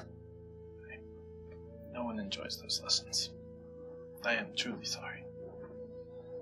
How was your incarceration? And we will cut now. Whistler, you descend some stairs into a study. Victor L. Castellanter pulls a book. Bookshelf slides to the side. You descend some stairs deep underneath the manor. It gets creaky, spiral staircase that goes down maybe a good 40 feet. He does the classic grab a candelabra before going down. And you get down there and you can see what looks like barracks. There's like some beds laid out. Nobody's in them right now. You can see all manner of candles stacked up on tables all over the place. And you can see a room, big brass door that is shut and has a big carving of Asmodeus. It's crude. Doesn't quite look like him, but looks the way he sometimes presents himself. Yeah. And in they go to another hallway. Open it, and as soon as you do, you hear chains.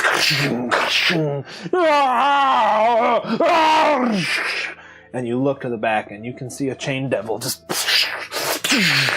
It is chained up, and there are iron bars between it. And it is gnashing, like trying to push towards the bars. And you can see Lady Castellanter covers her face and kind of pushes her face into Victoro's chest. And he's like, Osvaldo, it's okay, darling. It's okay, my boy. The bill always comes due, does it not? I'll... And as you snap, you see chains disappearing down into the ground. His skin, previously bumpy and rough, reforms, and in his place is a gaunt, maybe 20-year-old man who leans against the bars. What happened? Mother, father! They run past you to the bars, start sort of reaching through, hugging him. Father's rustling for the keys to try to open the gate. And then he's kind of like, what happened? And they're like, oh, darling, it was terrible. And he's like, wait, what happened? And they're like, oh, darling, just kind of unwilling to answer his questions. I'll go and kneel down, since I'm sure they're kneeled down. Two things. One, there was no strings attached to that. However, the Growlhounds betrayed you, and frankly, they killed one of my friends, so I want them dead. Of course. And I want their house burned to the ground. I'll do it myself, in fact, but I may need a contingent of some of your people. It is done. Two, your boy might not trust you for now. He can come and stay with us. Perhaps we reacclimate him into the world. We have a nice tavern to do so. He's sort of like, why wouldn't I trust you? Why wouldn't I trust you? And they are sort of looking down. You can decide on that later. They're like, of course. We'll come back another time, and I'll tell you where we need people and when we need people. Consider it done. I'll stand up. I'll leave you to your son. Moments later, you see Whistler return. Castellanters don't. Trust kind of stands up, looking a little skeptical of you, and cocks an eyebrow. Everything all right? Well, Asvaldo Castellanter has returned. Trust is like, interesting. Well, I suppose that concludes our evening activities. And you see Trust cock her head a little bit. Looks a little bit like when someone receives the message spell. So. Lord and Lady, would you stay a moment? And they're sort of, sure, clearly looking nervous. I'll have my driver return you to the tavern. Please. Thank you all for coming tonight. Thank you, Trust. And Lord and Lady Growhound, hopefully we'll be seeing you again very soon.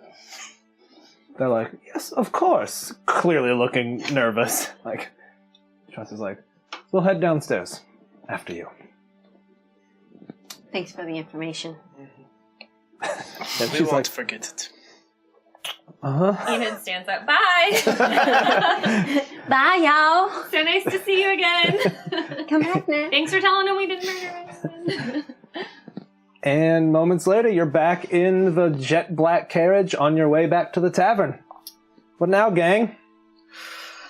I'm gonna sleep in my own bunk bed. Is Trust with us? No. I'm going to remove... Yeah, you're like, pardon me, guys. Ah! Hold my hands!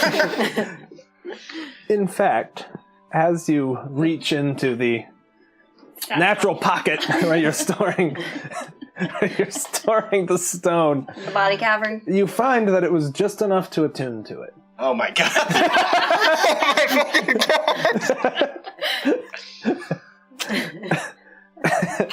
And as you're reaching, The butt be advanced. that's a butt stone, dude. You got a butt stone. Stone. You're reaching for the stone, and you have a vision. You can see a crumbling tower. You see a cave. Okay. I see a cave. No, you don't see a cave.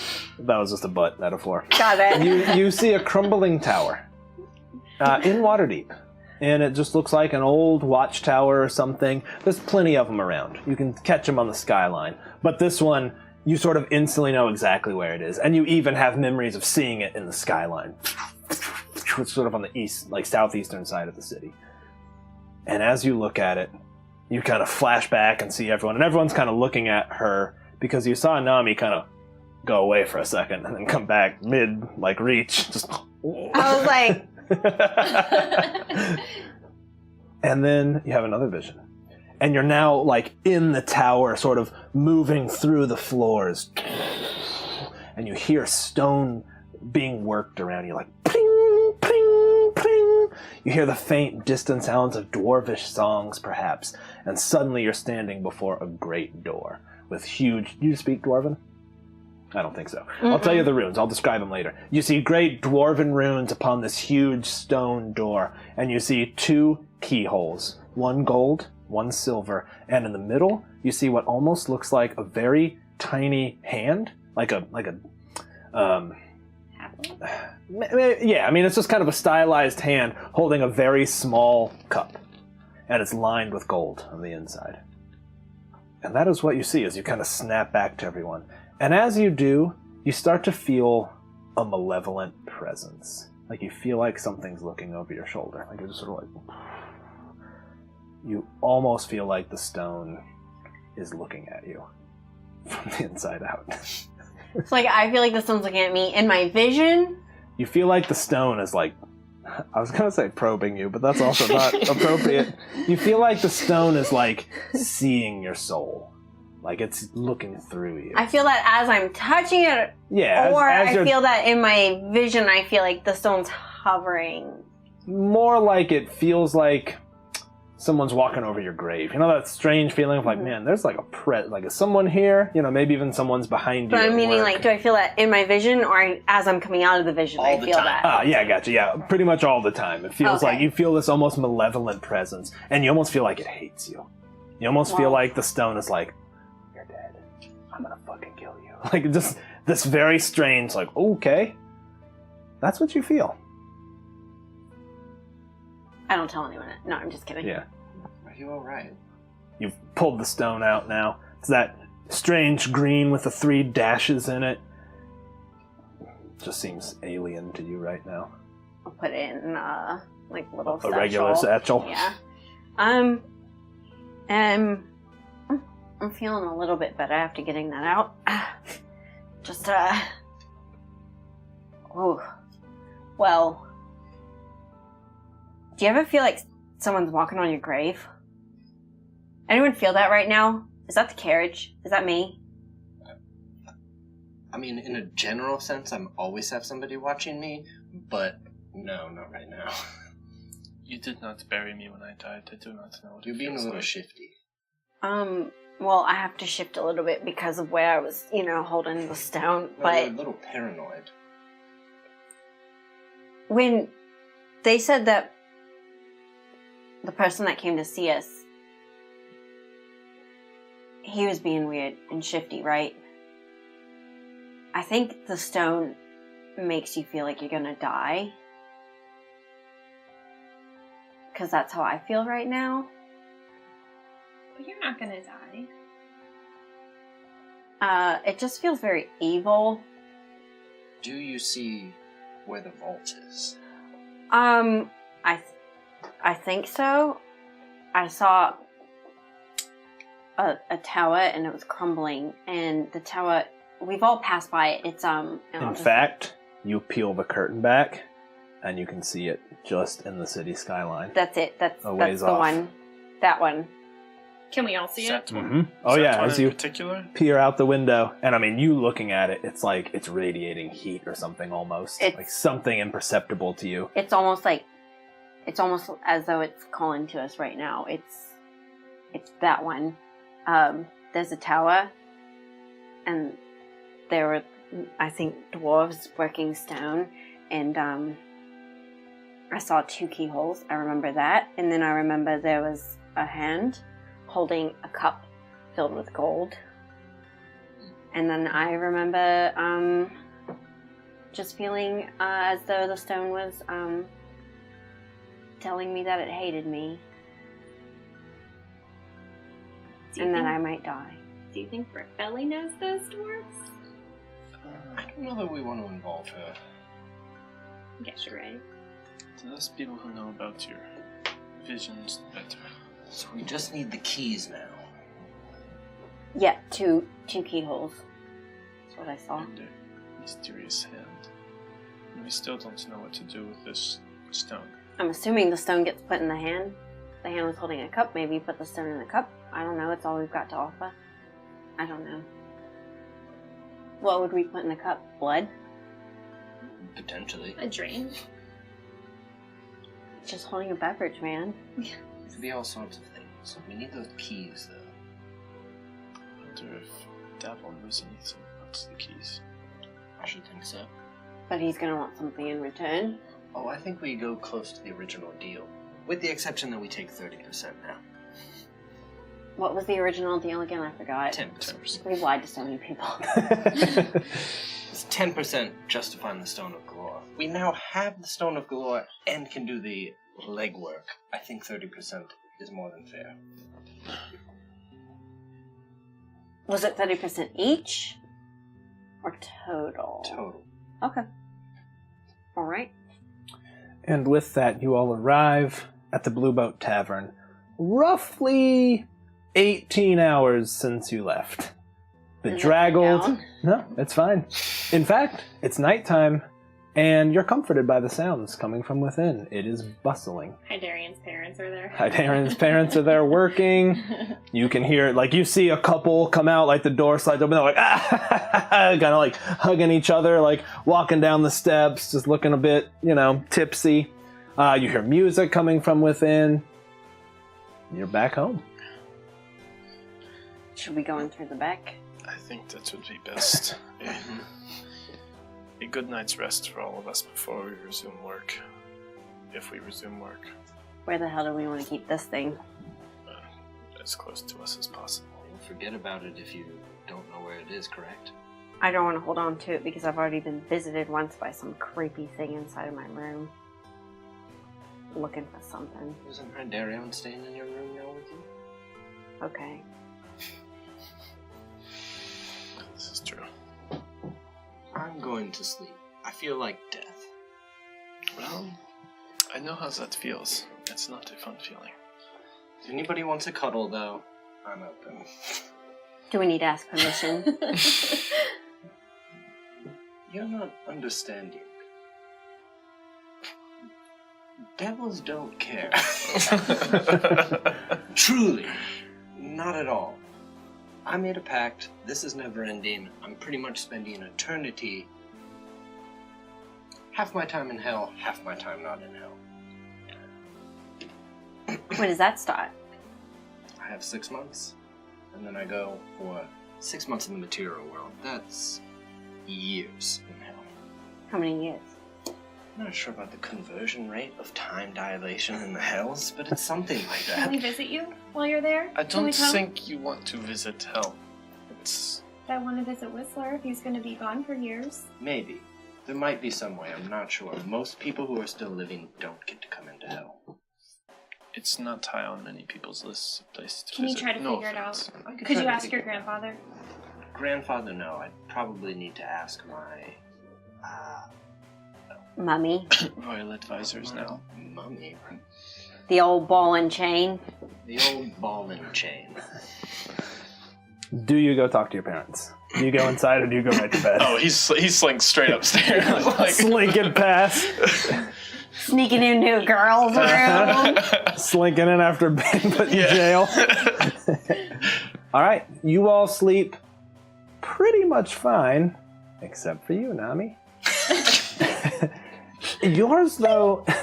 the stone has a new quality. There's nothing distinct about the lack of sleep. It's more just this, like, creeping dread. And, like, you wake up a couple of times, like, near panic attack. Oh my god, this sounds like every night for me normally. Okay, well, then it's a normal night. You do wake up Hydarian a couple of times, and he kind of puts his hand on you, and you kind of calm down. But you're just... There's this radiation of sheer malevolence, and it's coming from the stone. And you wake up at one point, swearing you heard whispers, and your eyes are already trained on the stone, and it almost seems like it's glowing. Not quite, but it's like, is that... Like, you know when you think something might be glow in the dark, but it's not? Like, it's just catching light in a certain way. It's sort of like that. What is... But besides that, the night does pass uneventfully. You regain 1 level of exhaustion. You still have 1. You're still somewhat bowled over. And Ian and I cuddled, right? Yeah, Okay. And you all descend the stairs of course. into the main room, and you find Davil Starsong sitting at a table, feet up. He is eating some breakfast that was made, in fact, by Koros, Hydarian's father, who comes out and he's like, "Is everything okay? Do you enjoy it?" He's like, Oh my god. "I do, thank you very much." And he looks at you all, he's like, You're working on it. he's like, "It's all right, I'm not offended. But let him know that next time, eggs need more eggs than water." And it's kind of like... He's like, "It's all right, I can manage." Well, we have business to discuss, don't we? Do indeed. Should we go to the gambling room? Sounds perfect. All right, up we go. And up you go into the gambling room that still smells of smoke and cigars, spilled beverages, other various things. And he's sort of standing there and he's like, "Well, do you have it? Do you have the stone?" We do. Wonderful! Wonderful. What has it told you? You don't have to tell me where it is. I wouldn't. I wouldn't tell me where it is. But surely you've gotten some information, and that's where I can help. I'm an information broker, you see. You know this. We have a plan. We will lead the charge to get it. And you will benefit. So far, I'm very much liking this plan. I've told the Castellanters that I'm going to help them square their deal to my grandfather Asmodeus. At this point, they're willing to lend any assistance because they think that that means that I will help them get the money. They're idiots. They are.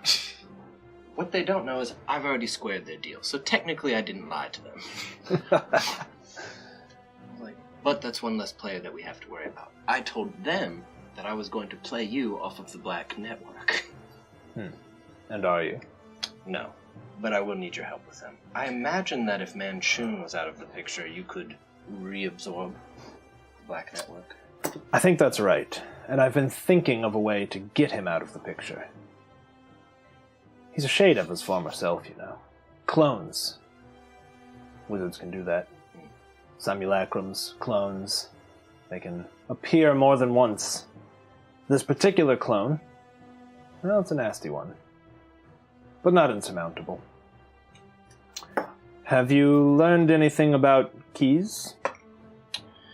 That's what we're trying to figure out now. Good. Then I have that piece of the puzzle. It seems like we both, combined, stand to gain quite a lot of money. Let's discuss the terms before we share. Let's. I propose 20% for you all, given how much work you've done and the fact that you'll be running point on the mission. I'd offer more, but I'm afraid I'd have to pay off all of the voices who might seek to you all afterwards, which I promise I'll do my utmost to protect you. We'll have to keep the team small. Trusted people. I think we can do it for less than 30%. Considering that we'll be playing every other gang, and at the end of this, the Zentrum, with both resources and the fact that there's no leadership of other things, will be the only guild in town. 30%, that's 150,000 gold for you all. Done. Done. Shall we shake or drink on it, or? I'll shake. Wonderful. Let's shake. He shakes. Do you know the seabird shake? He's like, I don't. Would you teach me? Yes. You put your hands like this. Okay, wonderful. All right, I guess I we'll like do it. this Yep. disgusting thing. All right. Then it is decided. Well, I believe I can trust you, so I'll speak first. I know where the keys are. There are 2, in fact, and a third that's not physical. You see, Lord Neverember did indeed embezzle from the silver dragons, well, from the metallic dragons. He didn't like the deal. He thought it was a raw deal, and he foresaw his own ousting from Waterdeep by Lady... what was it, Silverhand? Silverhand. Lyreal Silverhand. Lyreal Silverhand. God, couldn't remember her name. That one. Yeah. So many people. He saw it was coming. He did, in fact, embezzle. What his intentions were, I don't know, but he was seeking to regain lordship. To that end, he embezzled a large sum of money, and thinking he could unite the criminal factions, the entrepreneurial factions, of Waterdeep, he could rise to the top. He gave 1 key to the Xanathar, and he gave 1 key to, well, the Zinterum, but that key is now past hands. Manchun now holds it. Of course. His vision, of course, was to unite the two, rise back to power. Didn't quite come to be. Manchun was having nothing of it. The Xanathar is frankly insane. I'm not sure you can reason with that creature. It's got an alien intellect, you know. Didn't come to pass. And the third key is Neverember blood. He didn't want anyone but him to be able to open the vault. So it was blood. We're going to have to get those keys. Pour in here. We don't need that much of his blood. Don't you? Have you seen it? Yeah. How big is it? Ah. He's a young man. He should survive that much blood loss. No problem. How are we gonna get the blood?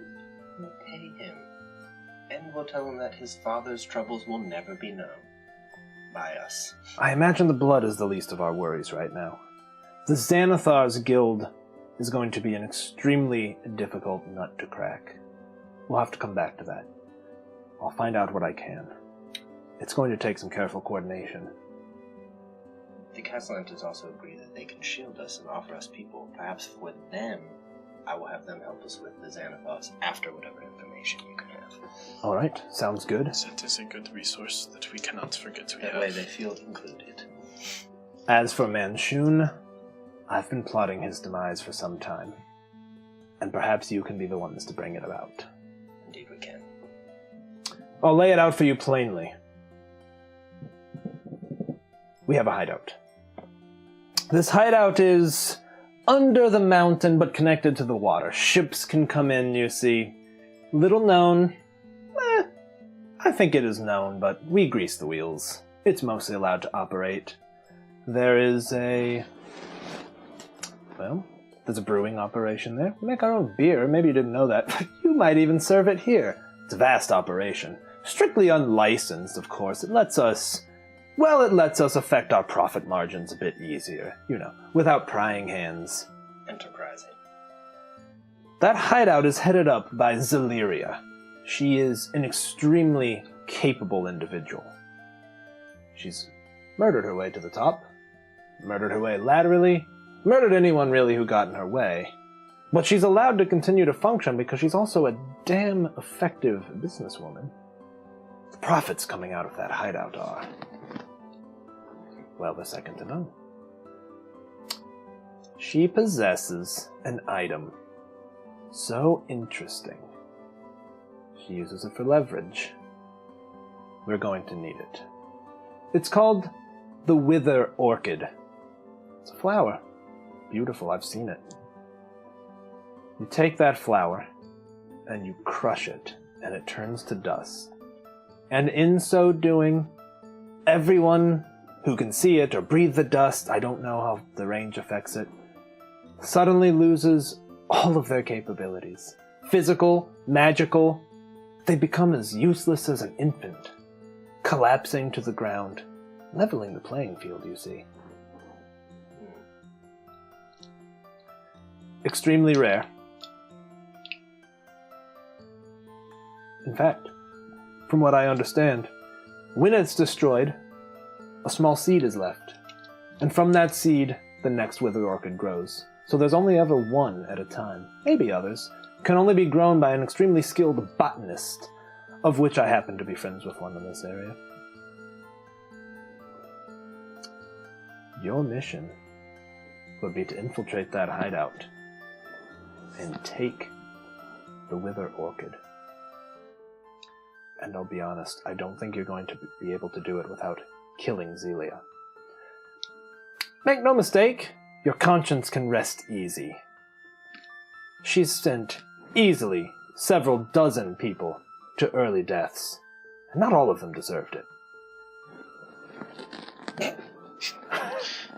Yes. So, let me get this straight. You want us to infiltrate your own hideout. Of course.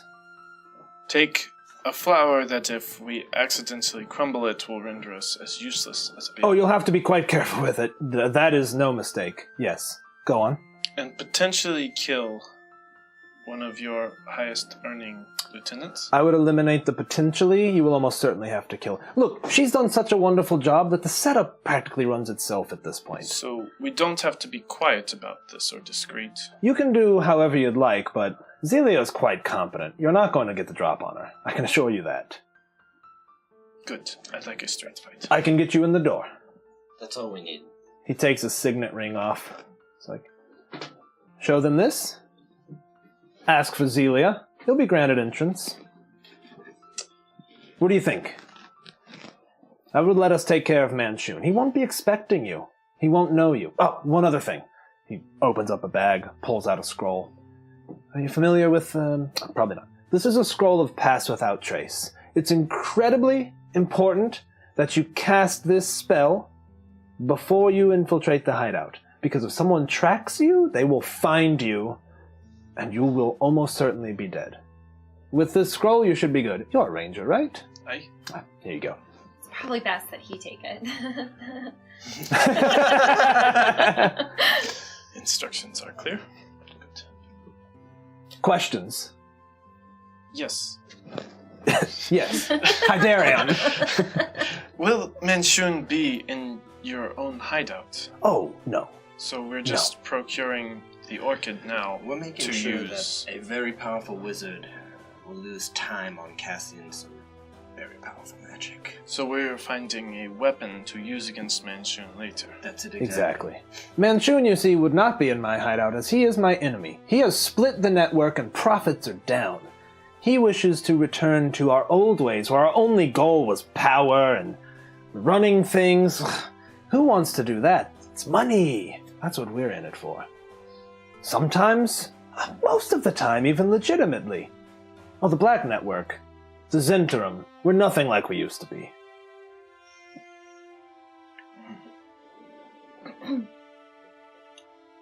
I like it. Nami? Do you happen to have my diamonds? I do. Could I maybe get those back, possibly? Of course. I'm not allowed Reaches to into his negotiate. satchel. Here you go.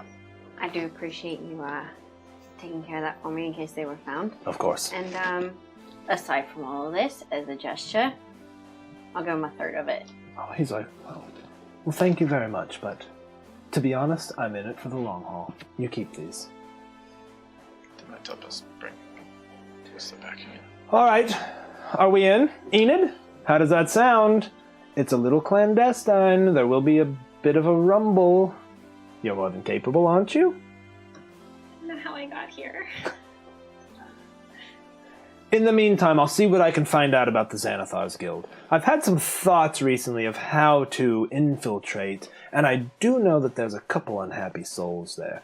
I'll press some flesh, grease some palms. We'll see what we can figure out. Very good.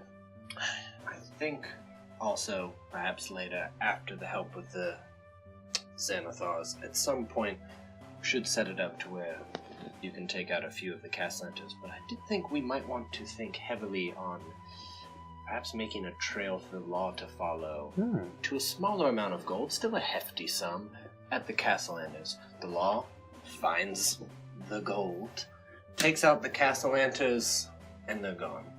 I like the way you think. We'll discuss it more. All right, then, let me tell you the rest of the details. The hideout. In order to get there, you'll need to enter the sewers.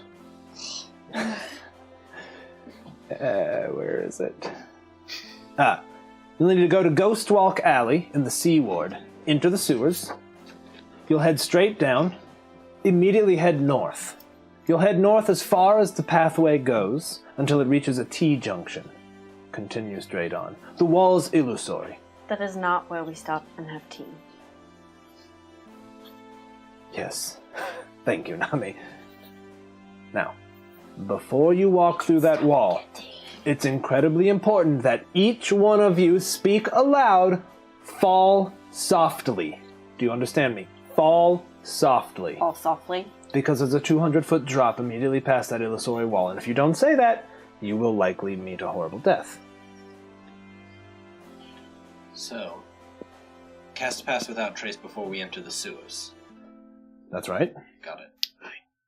What will you say when you get to the illusory wall? Fall softly. Of course. Fall softly. Then you'll head down. You'll find yourself in a waterway. It's an old watchtower or something. It's Netherese in make. It's thousands of years old. Beautiful, crumbling a bit, but we've touched it up a bit. Relatively small.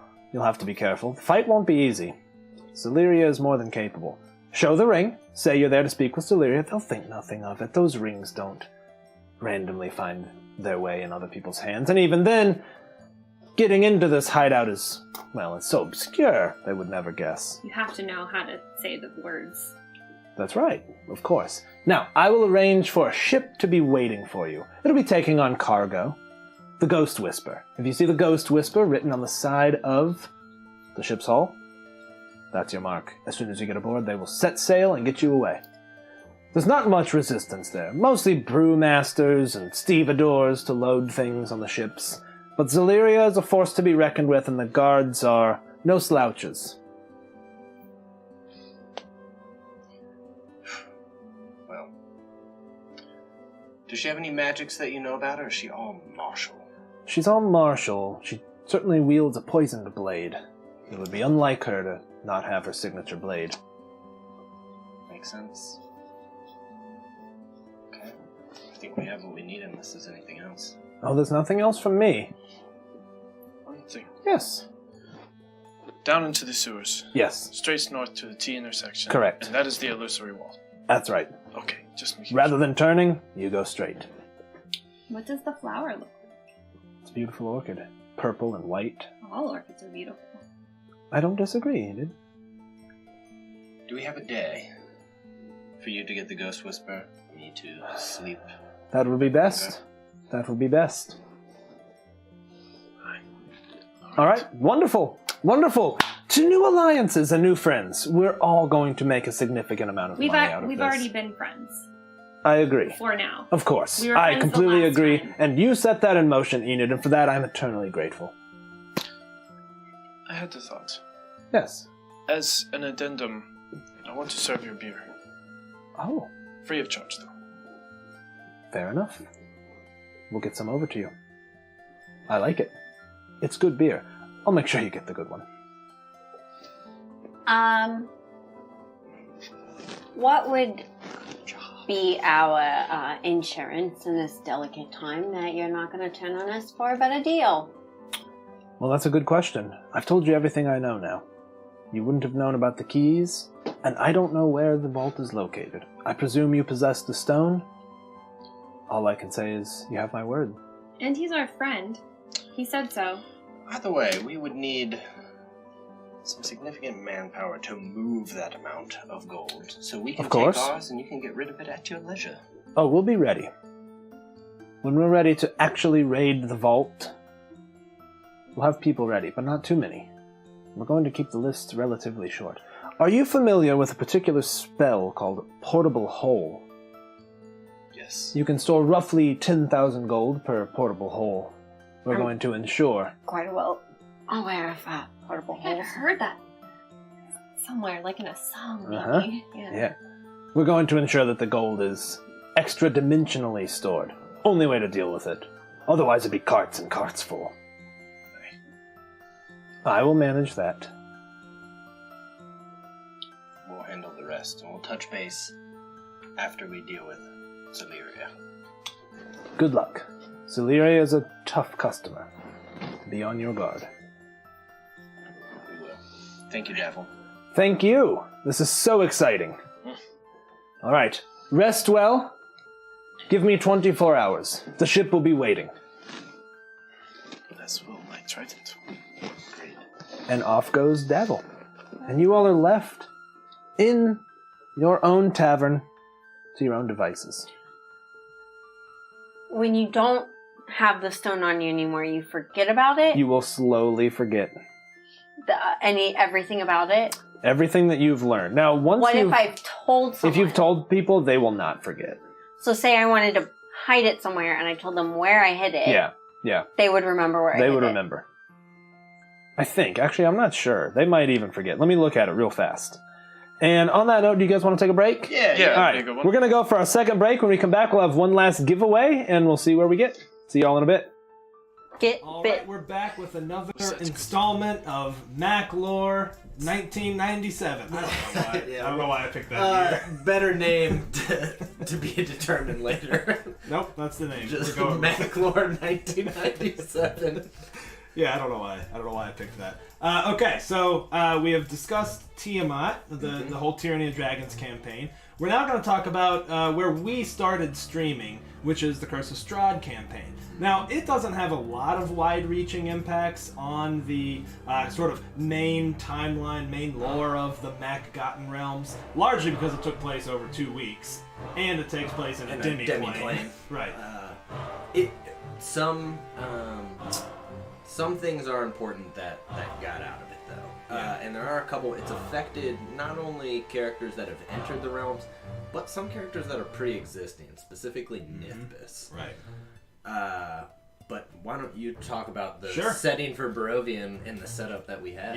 Yeah. So we started in the town of Golden Leaf, which was Nithbis' sort of adventuring-centric town. We started with a group of characters and followed them for a couple of little adventures. Side note, in the world of Mac lore, they discovered a gentleman by the name of Asir Zazawala, which was Salos' brother, who was also dead and his soul was in hell. And that's what triggered the events that allowed our, what we call the OG characters, really the Rise of Tiamat characters, to enter hell and save. I love talking about this like so seriously. Like, no, I'm there. we entered hell, and there was a dragon, 5 heads. So they discovered him. So that was kind of a main, if you will, in the overarching, story of ours that allowed them to go rescue. Good tie-in where we found Asir and then delivered Asir to the original heroes. Right.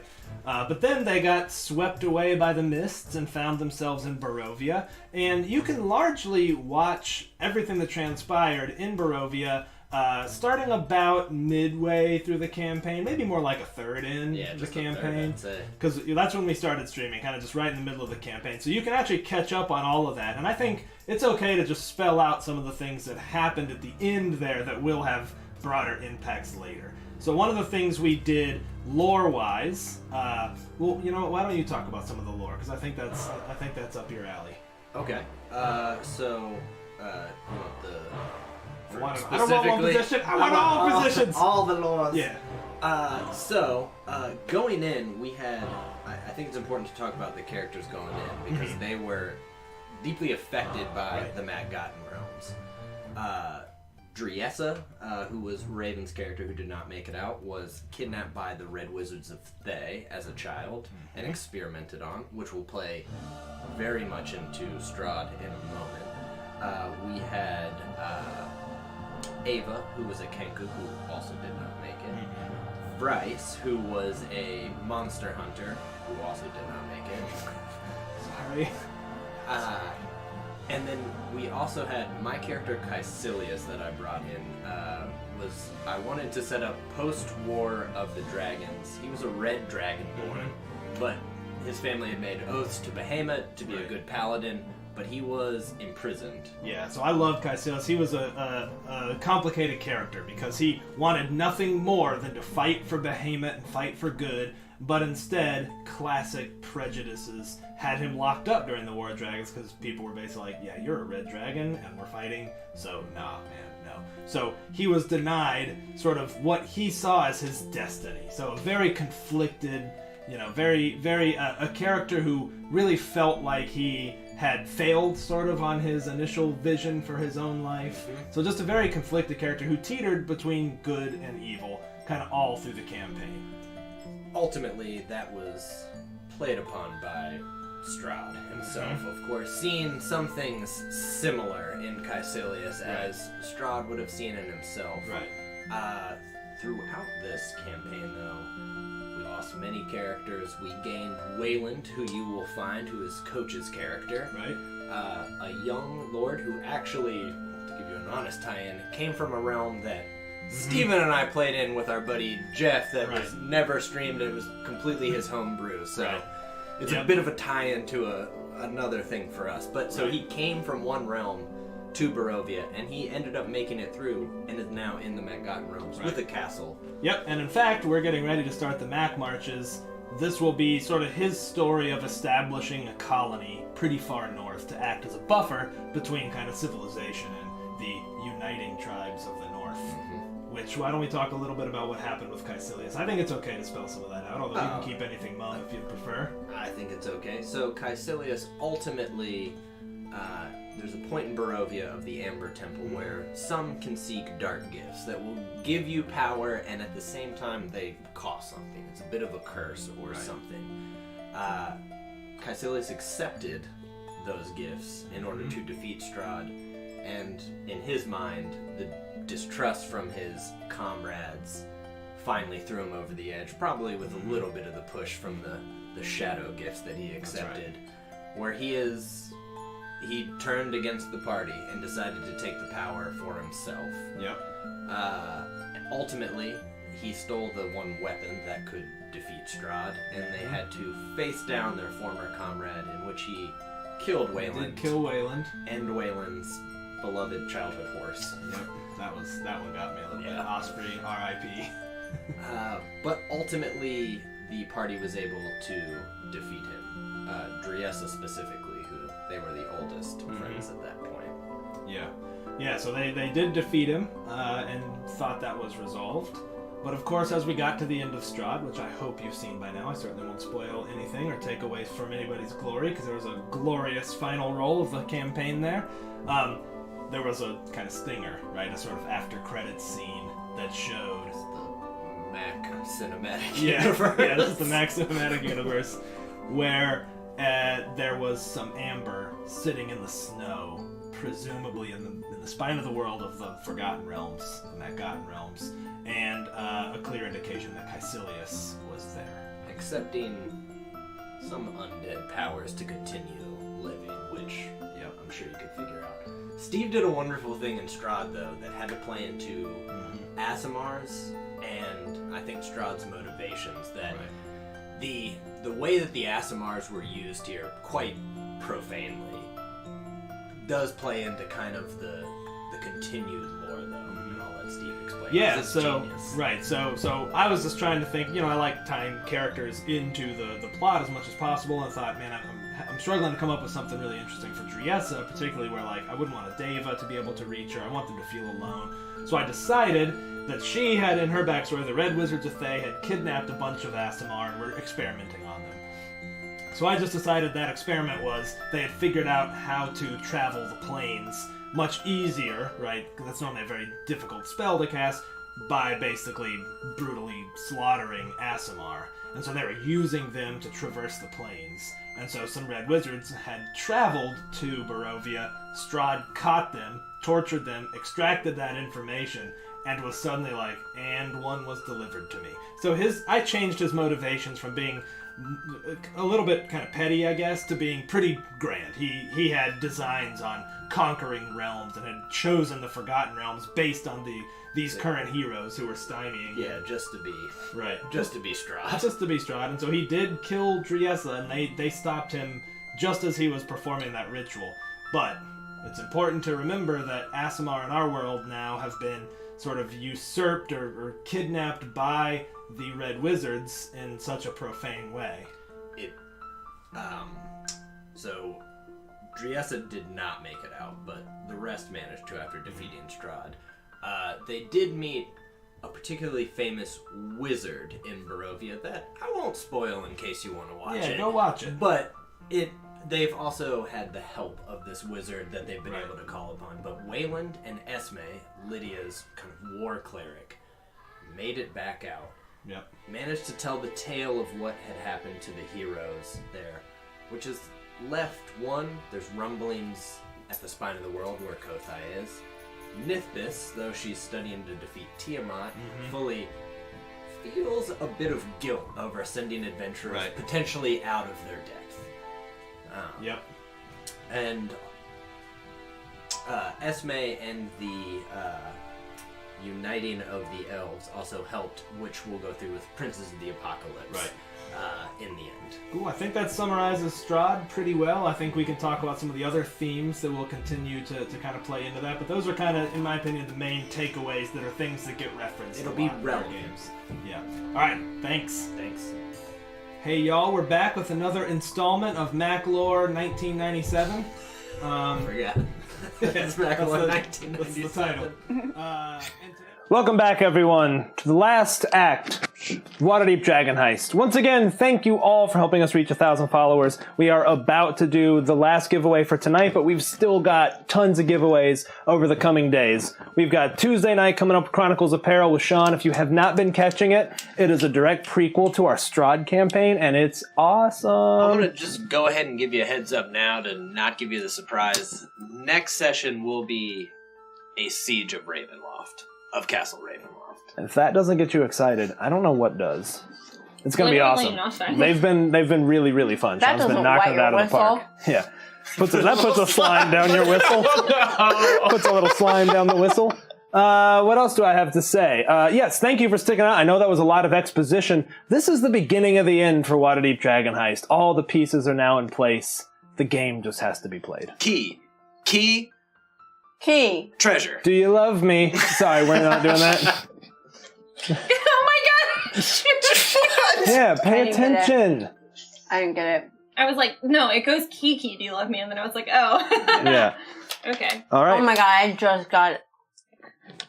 Without further ado, we pick back up in the Blue Boat Tavern.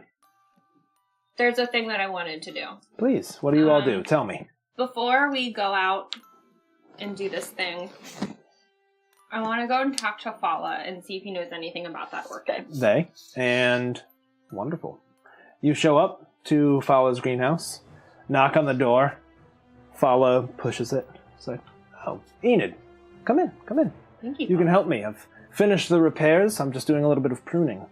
I would love that. They push the door closed, again, kind of suspiciously. Well, What brings you by?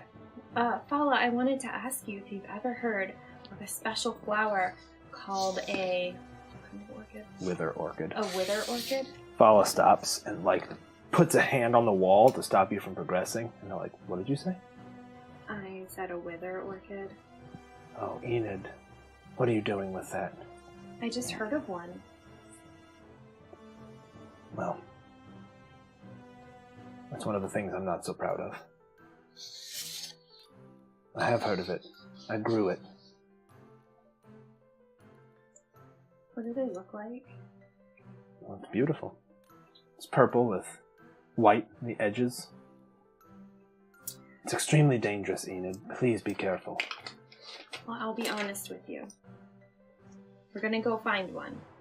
The only one, maybe. There is only one. I learned that much. I bred it in my youth. Paid for all of this. What advice can you give me? Be extremely careful with it. It's as brittle as snow, as powder. Blow on it enough and it all falls apart. Well, you've taught me so much that I feel confident. Be careful. That orchid was made for one thing. Bringing down the extremely powerful. Well, that is what we will be using it for, so at least your intended use will remain. I don't want to know any more details. I don't want to tell you any more details. Good. Shall we prune then? Yes. They put their hand on your shoulder, smile kind of faintly, but like that worried mom smile of like, hey, I told you not to go to that concert, but you're doing it anyway, so be careful, you know. Like, it's okay, Miss Smith-Beaton, you just do it at home. Yeah. No, the bird never came back to that. Nope. That'll be wrapped up in a one-shot sometime in the future. Alright, what do the rest of you do? Anything else? Go talk to Embrick real quick. Alright. You go, you see the forge is not lit. Embrick is in mourning. You come too? I'd ask them to come too. I wouldn't ask Heidi? Derry on them. You staying with your parents? I think he's kind of going through maybe some cooking lessons with Dad, All right. seeing if he can't work. Yeah, he's like, I was making eggs, like you make the eel eggs. And he cracks them into like a big pot of water, but then just pours the water into a bowl. Yes, Father, it's not like back home. We don't need all the water. It's just some. Of course. So that makes sense. You go through some cooking lessons with him. You all show up at the forge and knock on the door. Embrick opens it. Got a beard. Like, not dressed terribly well. It's like, oh, hey, welcome. Come in. I don't have a lot of food, but if I have wine. We don't want to impose so much.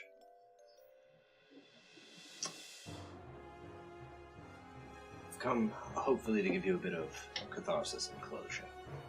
Oh, We found who was responsible for the fireball. did you? Who was it? Some nobles who were wrapped up in some bad things. Nobles. Wrapped up in bad things. Indeed. How wanton. There's no use for subterfuge. I told you I'd make them suffer, and we plan to. They will die, and their place will be burnt to the ground. If you want to come, you can. If not, know that it will happen soon, and you'll see it in the dailies. His eyes smolder a bit. He's like, I'd like to do it. I want it to be my flame. We will then. We'll let you know. If for whatever reason we are going on a bit of a dangerous mission tonight, if we don't return, I'll tell you who they are. The Growlings. Never heard of them. You'd find them. Easy. That's only if we don't return. Don't do anything hasty in the meantime. I'll wait for you. Thank you for this. Thank you. He kind of pulls you both in for a hug. And, it's like, Whistler, what? Sees your ring. Yes. Well, I went back home to hell because I was killed by a Cambion. Nasty business. As you do. I was married to another ruler of hell. I made a deal to free up some children. Sold my soul as it was. That's interesting. I can't right now. What? No, that was Imbrick, not Steven. Oh. Steven's over. Y'all's weirdness doesn't. I didn't do anything weird. I literally scratched my ear. You just assumed he was yelling at us. Yeah. I do too. It's okay. Let's not concern ourselves with that. We'll come and fetch you when we're ready. I'll be ready. Good luck. In the meantime, I love you. You know that. I know. Thank you. You're like family at this point. I feel the same way. Thank you. I know that you're grieving, but you smell very bad. I do. Bit like cinders and pork.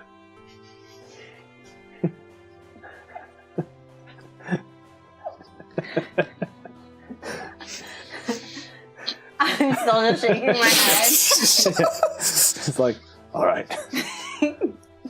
I'll be all right, I promise. Goodbye, old friend. He closes the door.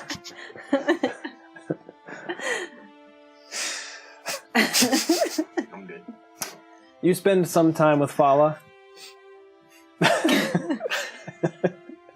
Oh boy, Lydia's gone again. Fala doesn't mention the Orchid again. You guys have a good time, Prudy. You're crying, you're tearing up. You guys just prune the Orchid, have some conversations that have nothing to do with Prune the old orchid. Just pruning the Orchid with Fala. That's what I called it when I was holding the gem. Yeah. Oh my god. I don't like those implications. Oh man. What are you doing up there? I'm just pruning the Orchid. Don't worry. Okay. We advance in time. You're all back at the Blue Boat Tavern. It's the night before you intend to set out. Do you wish to do anything, or if not, we can fast forward. I don't think we, unless there's anything anybody else has. I think I spend the night. Is it safe to assume there are like restroom type situations? Like a bathroom? Yeah. Situations. Like what is a old tiny toilet? Yeah, you've got chamber pots, but I think there's even privies. I don't think there's necessarily plumbing, but it's also you probably. Said that there was plumbing. So we had to get the guilds to fix the plumbing. That is true. All right, yeah, you got plumbing. But Okay, so I'm sure there's like an upstairs plumbing situation that's specifically for us in the house section. So I think that's fair. let's just say that Nami's been sitting there for like a few hours, alternating between the idea of hiding the stone in the pipe, but not quite taking her hand off. Yeah. Because she's like, I could just like tell someone, and I could leave it here, and I wouldn't feel this way anymore. But she doesn't take her hand off of it, but then she decides not to. I love it. I think even as you're doing it, occasionally you'll be like, do it. Let me free. Like you almost hear a voice in your head.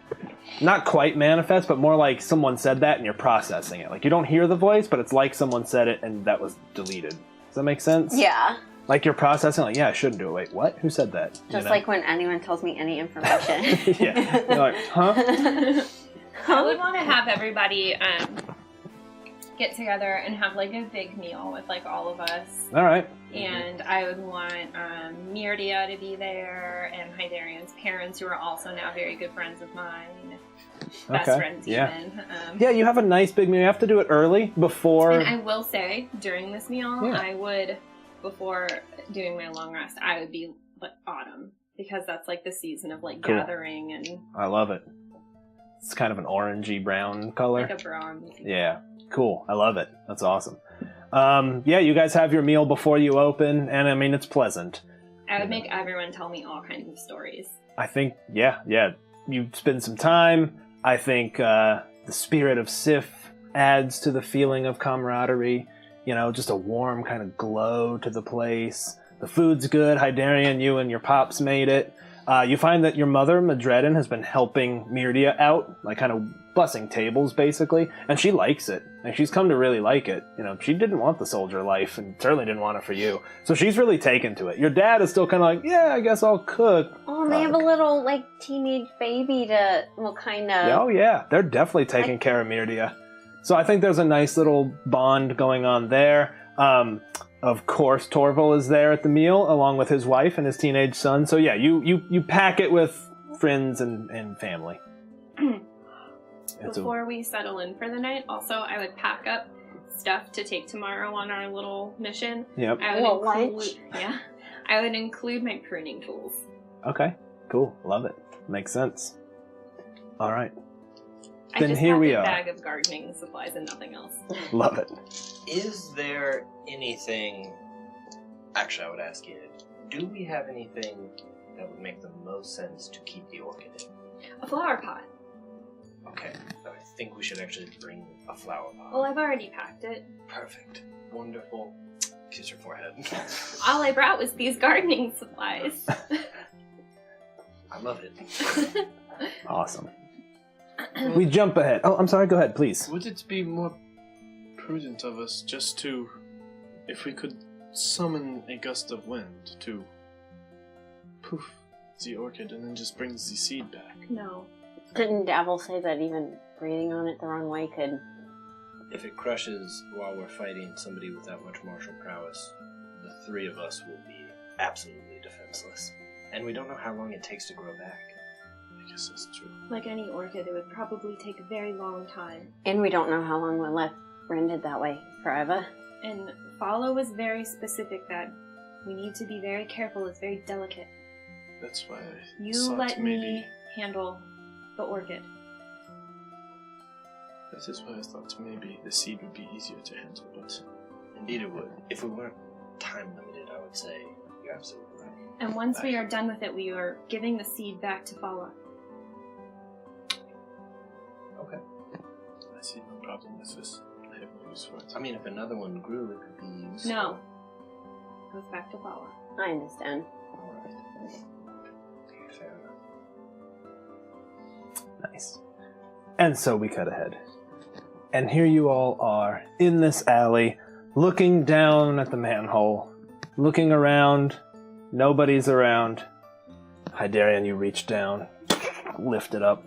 Cling, cling, cling, cling, cling, cling, cling, as it kind of rolls on the cobblestone. Sorry.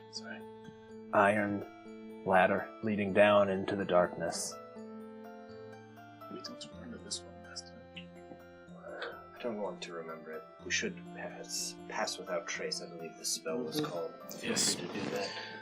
Now it's written in Elvish, hold on. I don't. In New Elvish, it's just been It's the wrong conjugation. Nisha Saros. And you successfully cast Pass Without Trace, and you all see the ground almost shimmers a little bit. Maybe there was some semblance of your passage. The ground seems to correct itself. And down into the depths you go.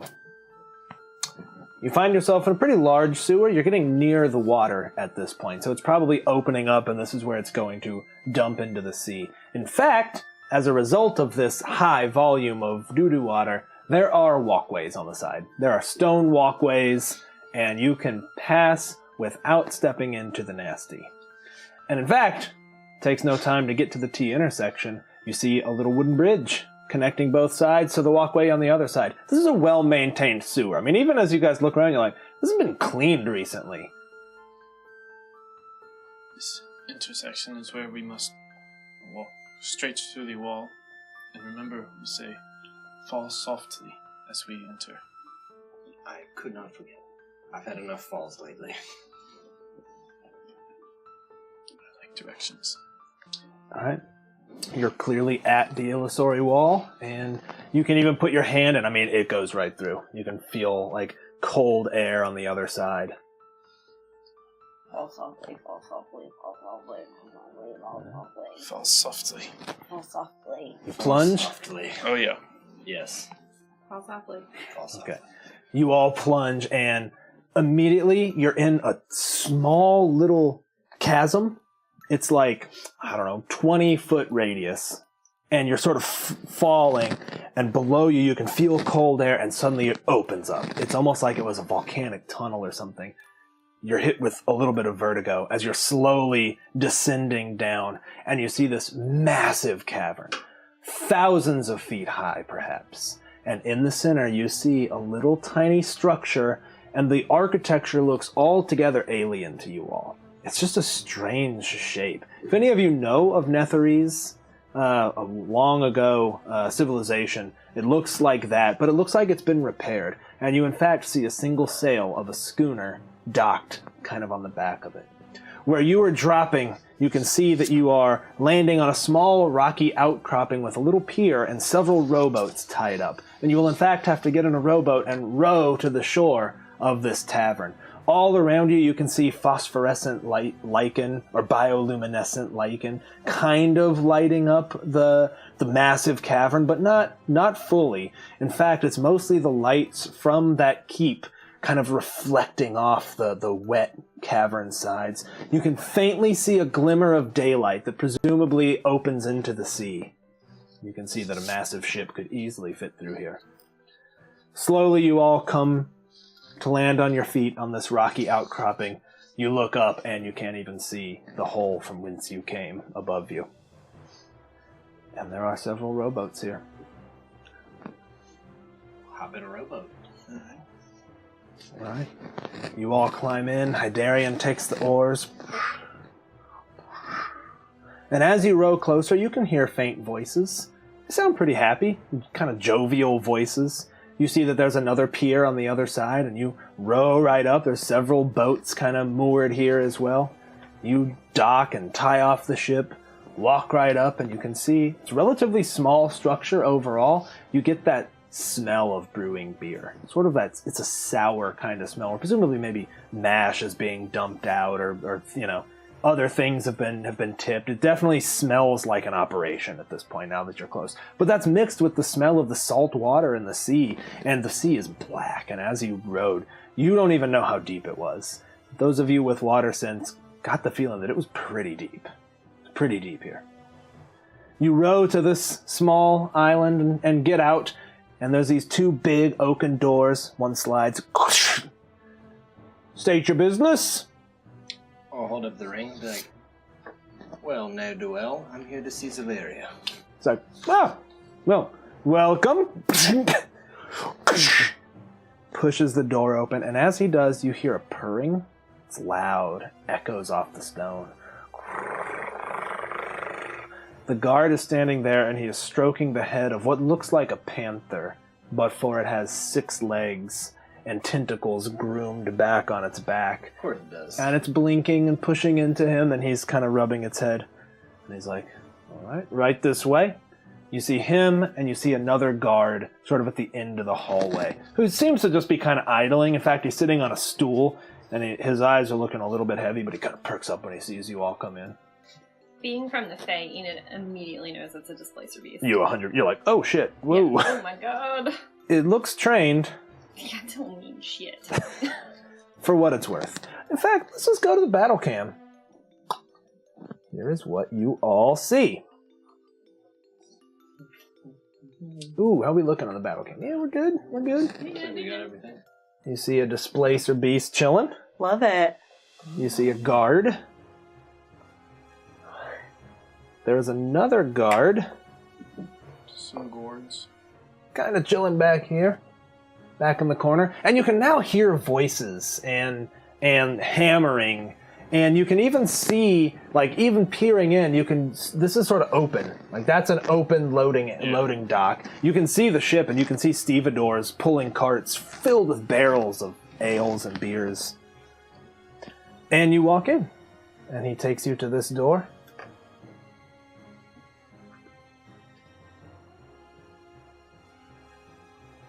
And he says, all right, well, she wasn't expecting company. Can't say what kind of mood she'll be in, but feel free to knock. Locks the door behind him. Thank you very much.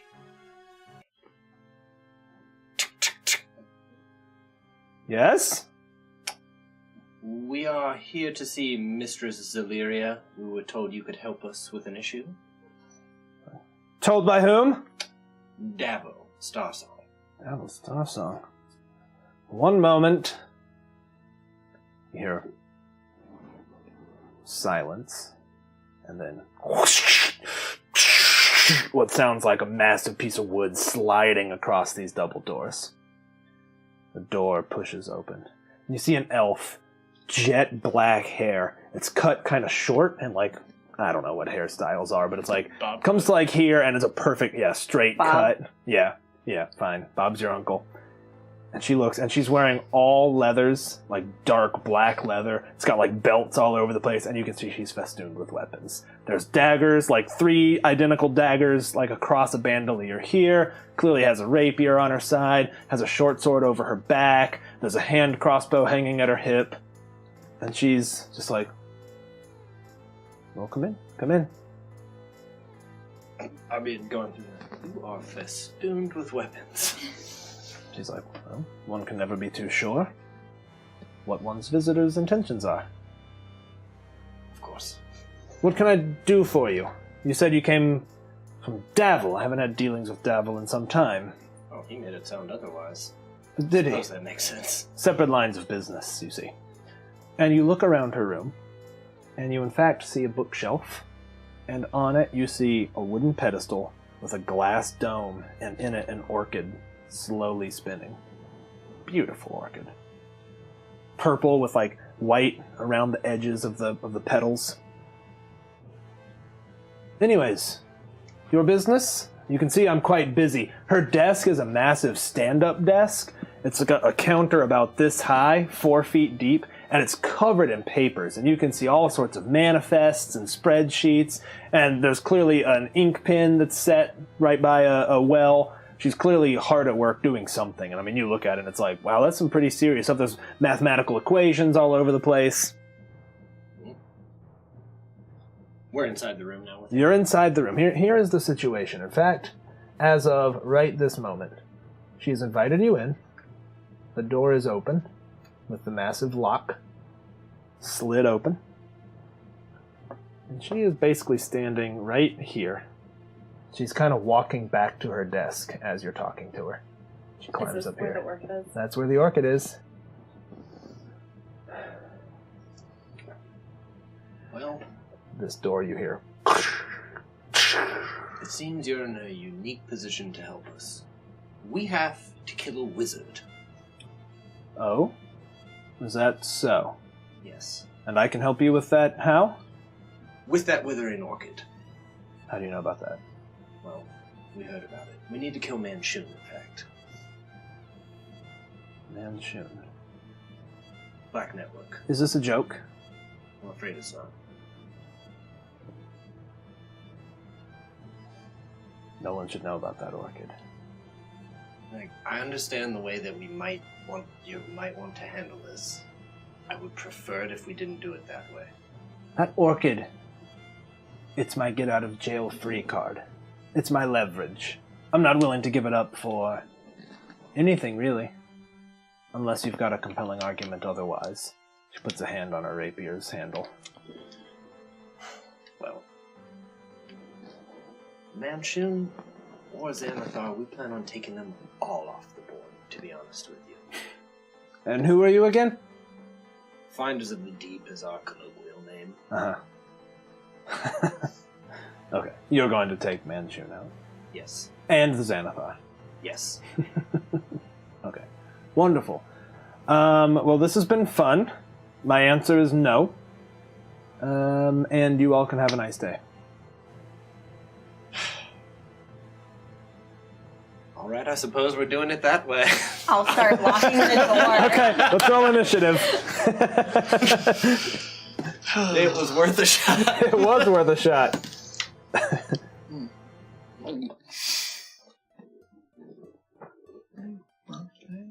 All right. Let's see what she got. What she got? Okay. Here we go. Nami. 14. 14. Enid. 7.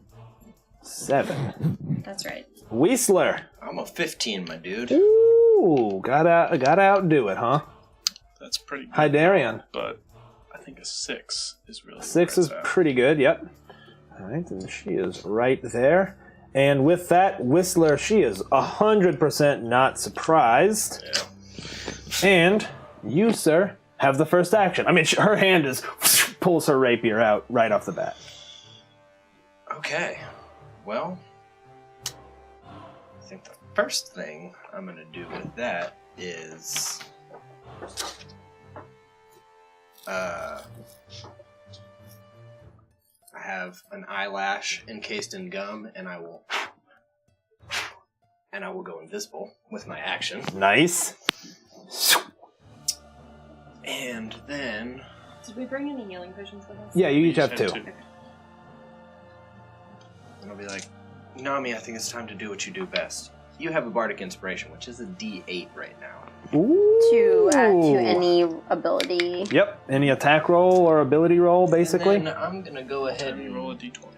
I'm gonna move that way. Okay. Invisibly. You are invisible. Does it actually to interact with something? Does that end your invisibility? Nope, just an attack or a spell. So I could close the door and lock it. You 100% could. Staying invisible. Yes, you could. And that's what I'll do.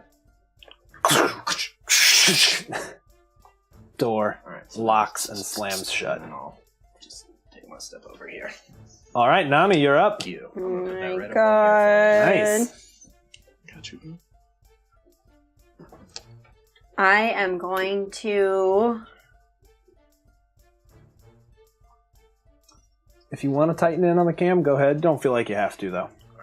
I'm running out of space, so I'm gonna keep All it right, here. fair That's enough. Okay. You're good. Actually, I'll get that a bit more. Okay, I'm going to... I think I can make a turn 30. 100%. Yep. Okay. And... You come slide on the table, like on papers, sliding towards her. And then I'm going to attack her with my rapier. Do it. And I think I get my extra because blah, blah, blah. No one's around You us. 100% Okay, get your cool. sneak attack, and it is always now get sneak attack. 3d6. And I'm going to just go ahead and pre-roll. Cool. Use your pre-roll. Use them while you got them. Yes, 19. Ooh, yeah, that is a total hit. Okay. So 1d8 plus 2 plus 3d6. Yes, that is accurate. Okay. 7, 8, 9 plus 4, 13. All right. And then I will dash back to where I was, and she doesn't get opportunity attacks. She sure doesn't, does she? Yeah. She sure doesn't. Yeah, she really doesn't. I don't like you. Yeah, I know. That's cool. I love that. Everything about that. That is pretty sweet. All right. You race forward, kind of slide on the table, and actually what you do is you kind of run in a circle, jump, hit the paper, and the lack of friction, as you're sliding by, you knock out with the rapier, kind of pierces into her shoulder, and then you slide the rest of the way off the paper and kind of tumble off the table and dash back. She's not feeling it, though. So, on her turn... She didn't feel anything? No, Or she just didn't like that? She wasn't feeling the attack. She felt the pain. She didn't. She didn't mad at like it, that. but she hurt. Yeah, that's accurate. She quickly scans the room, pulls her hand crossbow, which is connected by like a thin chain, fires it off the hip at Lydia. Roll me a d4. You're a 1 through 3, but Hydarian's a 4. It's me. Okay, she does in fact fire it at you. Why? Oh, she got you. Me? Or... She got Oh, okay. Enid. All right, 1 second. Okay. Lyd, I need you to make me, if you would please, a Constitution saving throw. But why? Ooh. What's a 5 plus a 7? Not much. Not enough? Okay, I will re-roll with my... probably a good idea. Okay, alright. Well, when you put it like that... Okay, 15. There you go. Okay, 15 passes. Holy fuck, Steven! Yep. Mm-mm. Oh! Okay, Mm-mm. hold on. Mm-mm. You take 7 points of piercing damage. Okay, and? 12, 18, Mm-mm. 20, 30, I'm dead. 42, divided in half because you made your save. You take 21 plus 7 points of damage. You take 28 points of damage. Holy smokes. This crossbow bolt just... and you feel pain spreading I feel so through much you. pain with my 4 hit points. Yeah. Yeah. But you're still alive. Cool. Thanks. So, Neat. Love it. and then she draws a short sword, jumps across the table, runs down here towards you, Nami. Okay. Takes a swing on you. Okay. Okay. Okay. Takes a swing. What's your armor class? 13. She misses. Cool. She comes slashing, and you already have your rapier out. Just block it back. All right, that's her. We're over to you, Enid. Burrito. Thought she could take you out in one shot, but it didn't quite pan out. Great. Oh, Corey with the crucial assist. Oh, thank you. Y'all are gonna need them. Invisible. Healing potion. Yeah, good idea. 2d4 plus 2. You guys are level 5 now. I'm just gonna automatically say you get the next tier. 44 plus 4. Okay. Plus we're friends with Fala. Yeah, 40. healing potions are not an issue. You can 40. carry 2 at any time. 44 plus 4. Mm-hmm. That's it. I need to take my order 40, back. 43d3. That's 10 showing. Okay. So 14 back. 14 back. Okay, cool. And then Not getting what you want over there? No, they're all bad. Hey, how's it feel? I I'm would getting take them the out. Orchid. Okay, and you rush up and She it said for fades 3 from weeks. view as you do. And I am ever so careful. Yeah. Heidi. Ooh, alrighty. Well, seeing that Enid disappeared, I was gonna help you out, but sorry. We're gonna cast Zephyr Strike on Zephyr ourselves. Nice. Nice. Yeah. So we're gonna roll up next to it. Oh, what's up? Carapace with the assist as well. And yes, I will move you. There? Yep. So we have advantage on our next attack. Yes, sir. Plus an additional D8 on the damage. So here we go. Roll it up.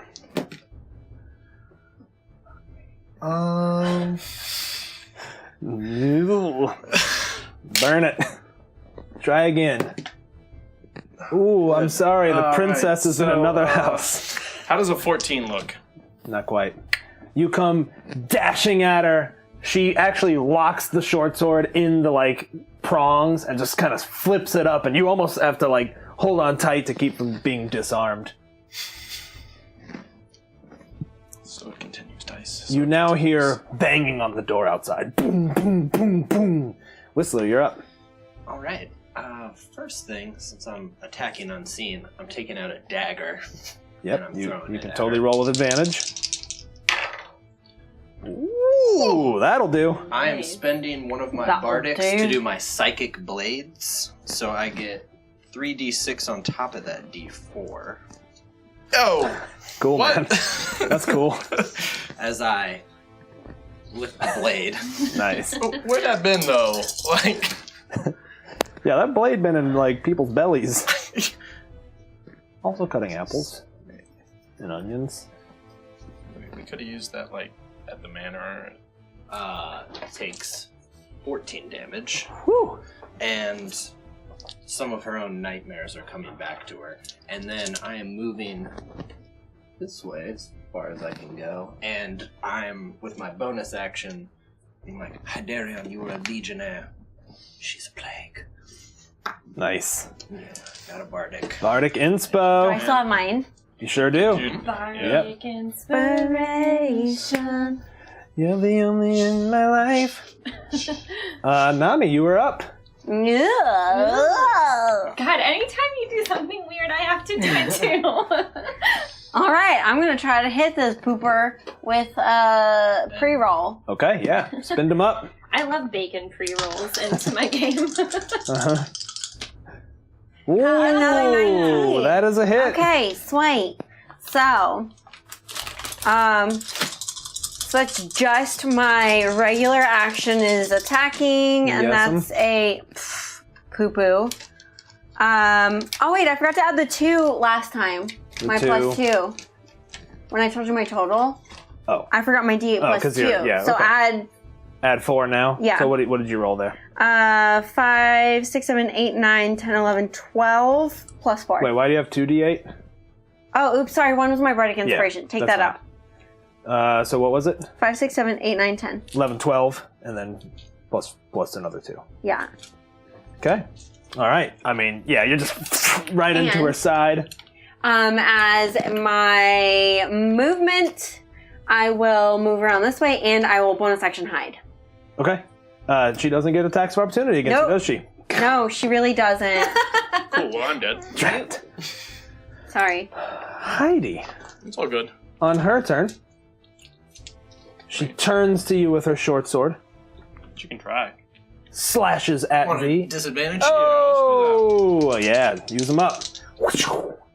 Yes!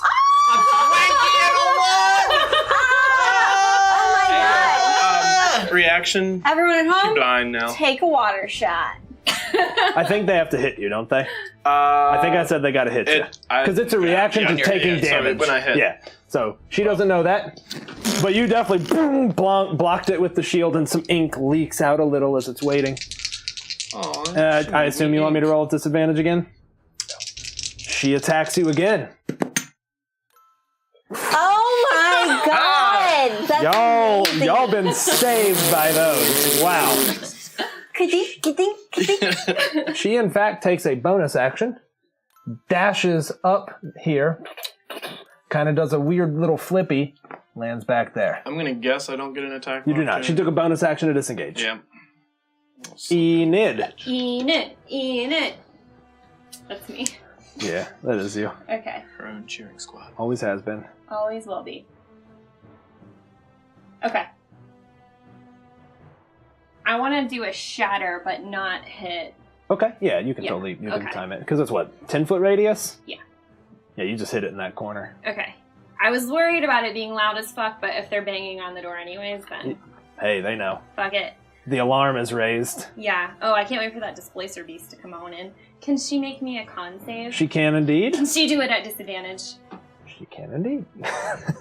Thanks. Okay, let me see what that con is. Not good, not good. Shitty con. Well, that is a fail. Again, thanks to the divine pre-rolls. Thanks, God. divine pre-roll people. 3d8. Just preheat them in the oven. You just pop them in. They're kind of like pizza bites. Yeah, I love my... When rolling's on a bagel. You can eat anytime. 16. Good God. Yeah. Fun. Okay. Hey, do me a favor. No. Roll me a percentage die. Okay. I'm dead. You're right there. You did. Use this pretty one. Okay. Okay. Nice. I never get to Do use it. it. Okay, sure. Sir Let's do Panther is it. about to pop up right next to me. 17. Okay. All right. The wall behind her. These Netherese ruins, bricks tear loose of their mortar and fly out, and behind her you can see there's a gap about 3 feet on a side that you can see the cavern beyond. And she kind of looks back as she takes the damage, looks up, blood running from her nose and ears, as the shatter does extra damage, I think, essentially to the stone. Tight. I am going to now hide behind here. And I will still ever so gently be cradling. Yeah, you got it in one hand. Heidi. Well, we're gonna do what Heidi does best and try not to whiff. Could you? You still got Zephyr Strike active, right? Oh no, because nope. you rolled with advantage. Yep, I already used it. But as a bonus action, we are going to cast Slayer's Prey on her. Nice. And then... No, you failed me already. We're going to swing an attack at her. All right. So 14 plus 6, so dirty 20. That is a hit, sir. Yeah, better be. You don't have to pre-roll your Bardic Inspo, by the way. Yeah, You can well, choose to have but- it. I wanted to make sure. Yeah, okay. Fair enough. That is a hit. Yeah, so here we go. Cool. 5 plus 5, so 10. Okay.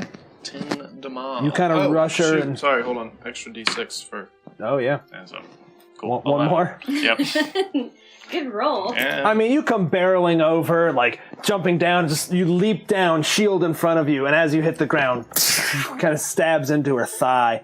She shouts in pain.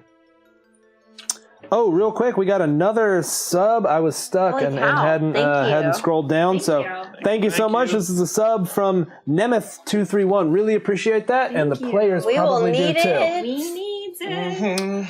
It is Whistler's turn. Whistler, you hear that door being banged on right now. I'm giving it a 20% chance of being shattered on initiative 20. Roll me a D100.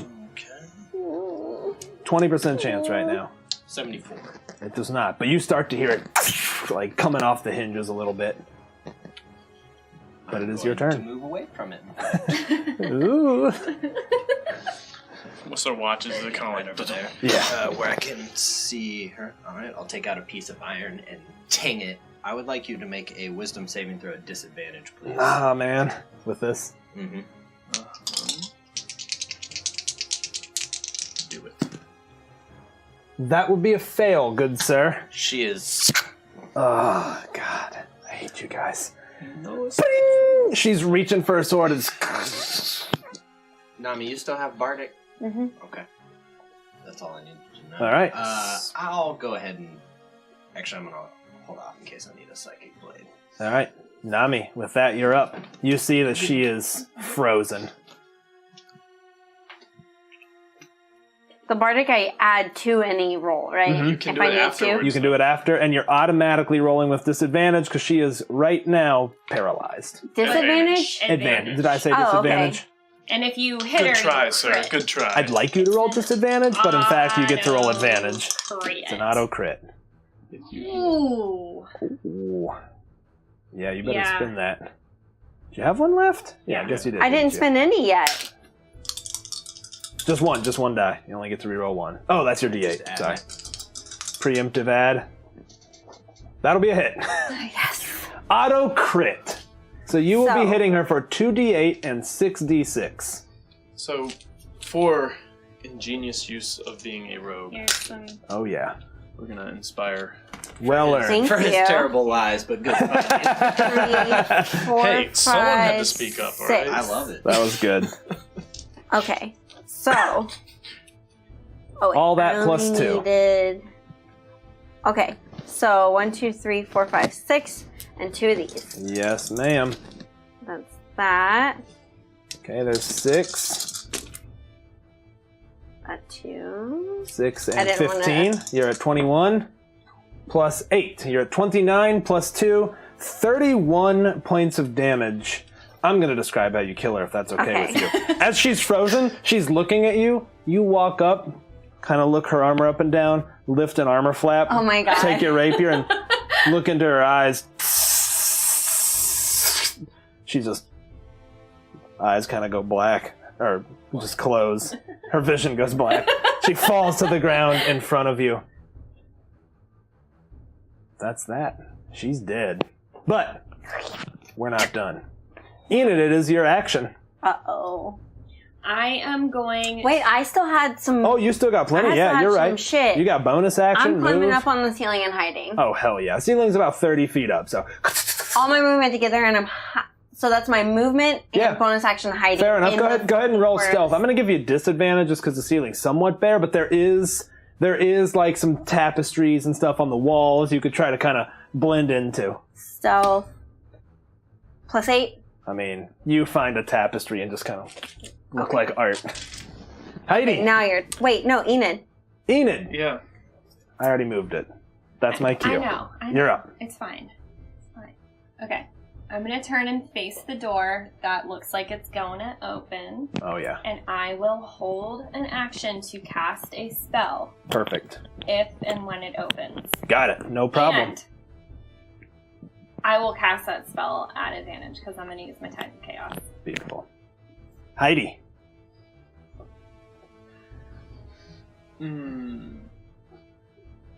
Looking out the shattered wall, Yes, sir. how far is the drop? Not too far, like 20 feet into water.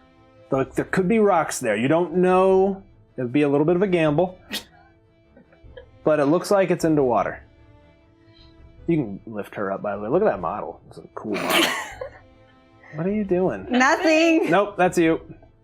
Oh, yeah, okay. I was saying you could pick her model up. Take her okay. she's dead. Look how cool she is. I want her to be there on the ground bleeding.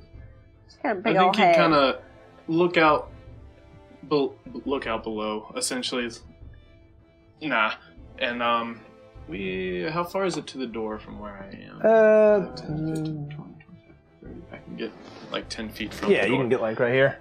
So we'll get. Brace yourself. We'll be a little bit off to the side, so we're not. Okay.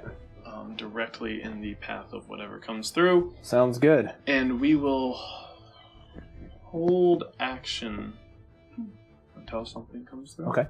And just like that, the door and one of the hinges goes ding, ding, ding, ding, ding, ding, and the wood splinters as a snarling purple beast pushes through the wood. Is it the displacer beast? It's a displacer beast. Oh no! Behind it come two veterans, and it's now been joined by an additional figure, a burly half-orc with a massive bow, putting on like a javelin-sized arrow. The fuck? I know that this is a Stephen homebrew if there's a displacer beast there. Yeah, you're right.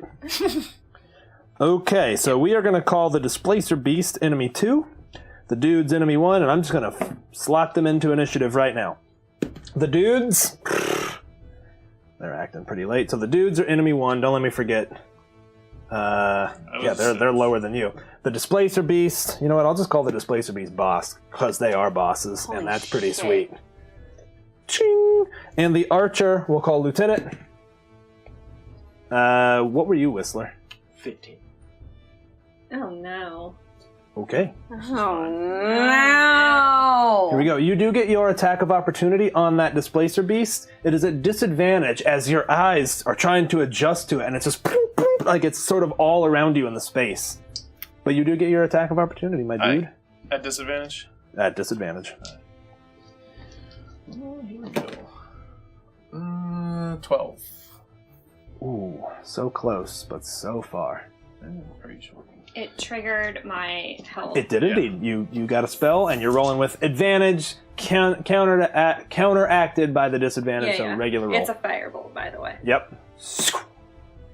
14. So why did she get advantage? She spent her Tides of Chaos. Oh, gotcha. Which is her special ability. So it's a 14 plus a 7. How's that? 14 plus a 7 is a hit. Okay, perfect. And now that I'm level 5, it's 2d10, right? Actually, hey, I'm going to do something backwards. She held her action first. Once it's hit, it loses its ability to blink until it's the end of its next turn. I'm going to let you make another attack on it because she did hold her action first, and hitting it makes it easier for everybody for the turn. So sorry, go ahead and roll your damage. 2d10 now, right? 2d10 now. Tight. So, really good. Big 4? I did 4. I did 4 damage to the displacer beast. How do I kill him? But I'm letting Hydarian get the other attack. As it's like blinking all around you, a streak of fire slams into it and lets out this and sort of phases into existence, like you didn't have your glasses on and then put them on. Now you can see clearly. So rolling regularly. Rolling regularly. For sharing your code word. You're welcome. Okay, that's 3 dice that have missed. Hey, I'd like to inspire my Pal Raven. Okay. Hey, here. Oh, I'm already inspired. No, you just. Oh, no, I got another one. Why do you her. keep trying to take away my Because flavor? you're stealing all the inspirations. No, I'm not. All the inspirations. How does an 18 look? That is a hit, yes. That is a hit. I'll inspire Sean. Okay. I'm inspired. I'll still. inspire Coach. Coach, you're inspired. Yes. All right. For being the only Sean in the room that hasn't married someone else in game and broken my heart. Well, I mean, he almost 8 married damage. the other Sean. All right. Sean, you take The firebolt slams into it. You stab it as it's raging towards you. It seems to take a little bit of damage, but now it's got blood. I think that It's got the scent of blood. just for fun, whenever Enid saw the door burst open and it was a displacer beast, it's probably like in the Fae, like you're told terror stories about displacer beasts. Like that's why you shouldn't walk home at night. They're nasty. I love it. All right, it's making 2 attacks against you. I'm just rolling them together. This is an advantage. This is 2 separate attacks. And one of those does, in fact, get you for 10 points of damage as one of the tentacles just kind of slams into you, and you feel these things like pressing into you from the tentacle. He's now blind. Oh, yeah. It's sort of like pawing at its face as ink just all over it. It will be blind until the end of its next turn. All right, with that, it is the Archer boy's turn. He lines up a shot on you, Coach. I'm going to give you some extra armor just because there's a lot of stuff in his way. Lines up this massive bow. Yeah, no, that ain't gonna What's your armor class? 19. Oh, yeah. In fact, you see this thing. I mean, when it's coming at you, it's whistling. It's the size of a javelin. You raise your shield, and though you do block it, it like pushes your shield back, falls to the ground, clatters, maybe put a dent in your shield. Whistler, your turn. I'm going to pull out an incense, light it. I would like every one of them to make a wisdom save, so that they are not incapacitated with a speed of 0. Fuck bards. I would like the lieutenant to do that at disadvantage. Fuck bards. Okay. This is my favorite person in the room right now. He fails. Okay. So he's incapacitated and With a speed speed 0. of 0. And, do they fall to the ground? It doesn't say that. Oh, they're like entranced, aren't they? Yeah, they're entranced. All right. Question: do they have to be able to see it to be affected by it? They do, but I drop it.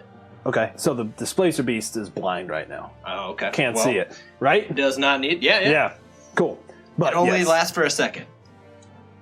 For one turn. Blind. Lasts for 1 turn. I'm sorry. The flash only lasts for a second. Yeah. Gotcha. No, it lasts indefinitely until one of them takes damage or is kicked by. Do they get a save at the end of their turns? No. Wow. Okay, sweet. That guy failed. This guy passed. So the far guy here. I'm just going to turn him around. They're just colors in front of their face. Not bad.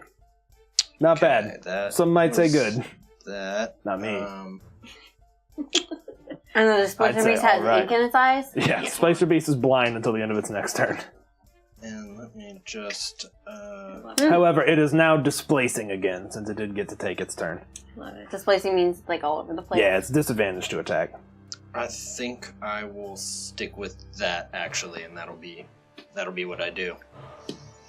Okay, cool. Let's see who is next. Ooh, hold on. We just got a sub from Bardic Lore Blog. Wow. Thank you so much. Thank Is you. Another roll for you guys to use to wreck me and make me unhappy. Would it be Nami's turn? That would be Nami's turn, yes. It's gonna... Wait. 5, 10, 15, 20, 25... How many feet is it to make it to this dude from the ceiling? If you were to drop from the ceiling, I would let you get there fine. But the ceiling is 30 feet up. So I'm on the ceiling. You would take some damage if you dropped from the ceiling, is what I'm But saying. I'm on the ceiling. How far is it going to just to get to this? 30 feet. Well, you climbed up like right here, right? So 10, I thought I was 20, on the ceiling. In the middle? I was imagining, because you didn't have that much move. You caught here. Well, okay, you could be here. Oh, wait, where was I? I don't know. Let's call it 20 feet. How about that? We'll call it 20 feet to get it. over it. And then to drop. To drop it, you're going to have to roll to take damage. I'll give you an acrobatics roll. Okay, well then how much would it be to have moved, climb down, You could go bonus over? action to dash there. Damn it. Yeah, I think that's accurate. You could also hang there and... I guess I don't know if you have a crossbow. I don't. You always think I do. I always think okay, you so have let's say I was crossbow. here. You need one. Let's say I was here on the ceiling. Yep. And I came over this way and dropped down. Given and got over here with my... Given the ceiling, if you bonus action, you can get there. If you bonus action dash, you can But get there. that'd be the entirety of my movement. I think so, because the ceiling is 30 feet up, meaning the walls are 30 feet. So it's a full move just to scale the wall. Minus whatever else you do diagonally to get over, right? This is all so crappy.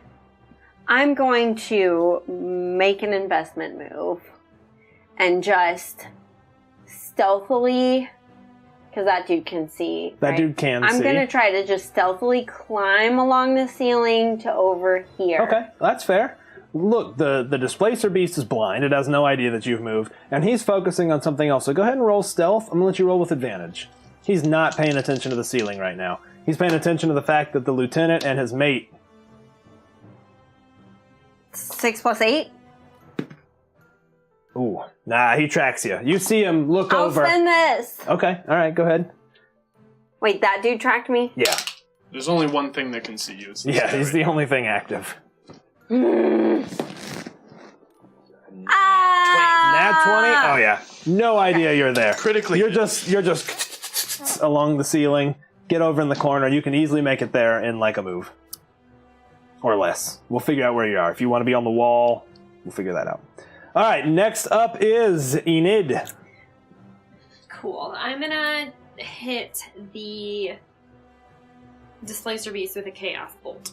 Wonderful. And in fact, he is displacing, but he's also blinded. You get advantage against blinded creatures and disadvantage against him, so it's a regular roll.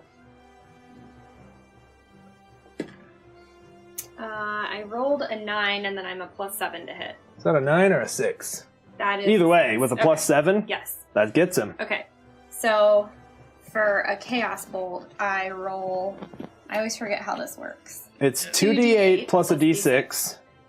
And then you get to choose one of those numbers on the d8, whatever damage you get. Okay, so I'll choose... That's pretty good. Yeah, it is good. I'll choose the 7 to be... cold. Okay, cold damage, and so he takes 17 damage from that. That's pretty good. Yeah. You just see one of his tentacles kind of shrivels up. And Lydia, would you please roll me a d100? I would love nothing more than to center a fireball on myself. Here it comes. Finally, the fireball hits. Ooh, 60. that is a 60. Okay. Oh my god, what if I turn into a potted plant? Actually, you hit it. Chaos Bolt is a first level spell, right? Mm-hmm. You slam it, and as you do, you see the cold envelop it, and it's like just yelping in pain, clawing at its eyes. And as you do, you pull some energy from the spell back, and your spell slot is back. Did not lose your spell slot. Holy cow, that's... Yeah. I just got goosebumps. I was so excited. That's pretty cool. Just... Bing. Heidi. Love it! That was pretty sweet. All right. Bonus action, we are going to designate a different creature with our Slayer's Prey, and it's going to be the Displacer Beast. Displacey boy. And you would now get advantage on him because he is no longer displaced and he is blinded. And yeah, and we're going to attempt to hit him. It's been a contentious Good luck. thing with my dice. Yeah. Oh my god. Your dice Don't are you terrible. have a thing? I do, but the fact that I had to use so many... Your dice are garbage. Look, now that he's back, Here. he's got the bad dice and yours are okay again. I can't read that. Reroll that. Alright, 17. Okay, that's a hit. That's a definite hit. Oh, man. Alright. Blessy, I can't read that. Reroll it. Let's see. 5, 9 plus 5, so 14 damage. Okay, alright. Yeah, I mean, you take your spear overhand or your trident overhand and just jam it into its shoulder blades. You hear something crack and it's like just lets this weird whimper out. It is still standing though, and it is now those guards' turn. One of them does absolutely nothing as it just sort of sits there like... The other one, however... Is that a concentration spell that you're keeping? Gotcha. Okay, cool. He doesn't know any better. He rushes around right in front of him, spotting Heidi there. And he does, in fact, make 2 attacks with his spear. Neither of which hit you. Like, you stab the Displacer Beast, see him coming, pull the trident out, still overhand. You, like, knock his spear to the ground, kind of trap it in the forks. And it is the Displacer Beast's turn. He is blinded right now, so he will attack you with disadvantage, Heidi. He reaches out, tries to attack you. His tentacles are just... What's your armor class? 19. 19? That was a miss. Second attack. Swinging around for you, trying to find purchase. Does not get you. Finally reaches a paw up, and you can see its eyes blinking through the ink again. And it sort of redisplaces. The Lieutenant is not doing anything. Whistler. Okay, to the one that is attacking the veteran that's attacking Hydarian. Yep. I will, like, you're going to die here along with everybody else. Please make a wisdom saving throw. Can do. That is a fail. All right, it's a vicious mockery. It's 2d4 2d4 and now. Disadvantage on the next attack. So it takes 5 damage and disadvantage on that next. Okay, he's just... You see him pull his spear free and put his hand to his helmeted head. And with my bonus action, I will be like, Hydarion, get back to work. And I will give Last you another Bardic. Yeah. All right, Nami, you were up. You can reach anywhere down here with 20 feet. This dude is down one. He is down one, If I and were- he is also incapacitated. Meaning, Roll with advantage, auto crit on hit. could I hit him from here? Absolutely. Okay. This is fine. And I still have my Bardic Inspiration. Everything's fine. If I use it, it doesn't go away. It does. It does go away. Did I use it last time? yeah. I think you did. You yeah, did, 'cause You you- did. Oh, okay. Yep. That's a hit. Auto crit. 2d8, 66. I don't know why people don't take Hypnotic Pattern, because it's awesome. I've never seen anyone use it, but I'm a fan now. I read it, and I was like, wait. Hold on. Hold on. Where's my other You mean- D6? I can give my rogue almost auto crits. How many D6? 6. I don't know what happened. Okay, here's lids. Okay. 11. Okay. Plus, oh my god, 22, that's 27. Plus 6, that's Plus 33. 2. Plus 2, that's 35 points of damage on that veteran. He is now freed of the hypnotic pattern, but you do the same thing. You're like, hey, where's that hole in the armor? You like run the rapier down, kind of probing, find a spot, and just up to the hilt. Ah! He kind of pushes you free, holding the wound. Ah! He is alive, but not well. I will use the rest of my movement to climb up on the wall. Nice. And bonus action, kind of. No, actually, that dude can't see crap either, right? You can't, nope. So it doesn't even matter. He's no longer blinded. He's no longer blinded? No. Okay, so then I'll use the rest of my action to dash. Okay, Or so bonus action dash. you're well up on the ceiling. They're not going to reach you. From the tendrils. Okay, Enid. It's fine. I'll just sit here getting hit. It's okay. I will, Not my fault you can't climb. I will throw another firebolt at the Displacer Beast. Displacy B. I'm going to use another Tides of Chaos. Tides of Chaos. Wait, so I roll regular. Roll regular. Yep. That is a hit. Ooh! Damn. What'd you get? I It's a can't 9 see and a it. 10. Damn, 19. Displacy boy is not looking great. I mean, part of his fur is frozen, part of it is singed and burned. There's blood all over him, but he's like frothing at the mouth as he looks up at you. You just see drool. It's still putting up a good fight. Heidi. Spend my second spell slot on my bonus action to Hunter's Mark the Displacer Beast on top of Slayer's Prey. Nice. And we're going to try and roll a d20. Do it, my dude. You got a Bardic Inspo. Last one. Right? That's the last of your Bardics? Oh, yeah, that's it. Do it, Heidi. Pick the right D20. Yeah, that's the one. Yeah. That one feels right. Alright. Go for the advantage attack. The last of the pre-rolls. That is a hit, my dude. Alright, so 2d4. 2d4, 2d6. 2d6. Where are my squares now? Cool. Well, that was... Well, at least you hit. Yeah. Damage was pretty lackluster. 7 plus 5. Alright, big 12. Yeah. You stab it and it takes a lot longer to recover now. It's looking pretty rough. And it is now, am I doing this right? Yes, enemy one's turn, which are the veterans. This veteran right in front of you takes his first attack with disadvantage as he tries to attack you, hoity-toity. Does miss, thanks to the disadvantage. Takes a second attack on you. Also misses. This dude, on the other hand, 5, 10, 15, 20, 25, 30, and then seems to be advancing from behind his shield. He is taking the dodge action. So, he is good to go. It is now Displacey Boy. He is now displaced again, and he attacks with 2 tentacles on you, Hydarian.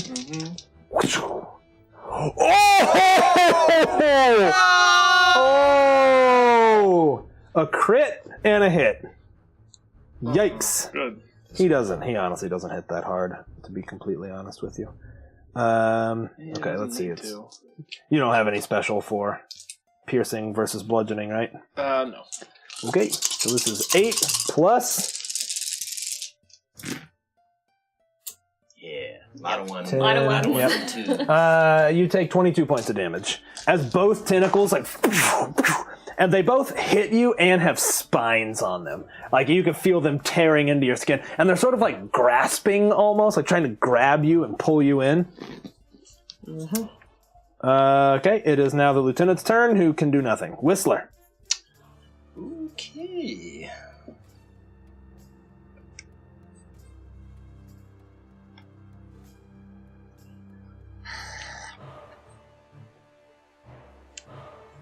Alright. Yeah, I will. Yeah, because I can cantrip and spell. Okay, for my action. Again to that. The same one? That veteran, yeah. The one on Heidi? It's all over. Made it. Made it. Unless you got a negative. Nope, he does not have a negative. Okay. I'm not within. You are I'm not engaged, right? Correct, you're free to go.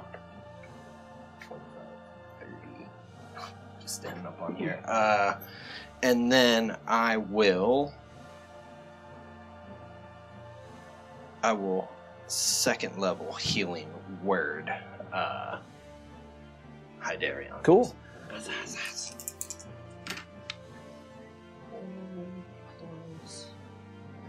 Oh, we got 8 back. Sweet. And with that, Nami, you're up.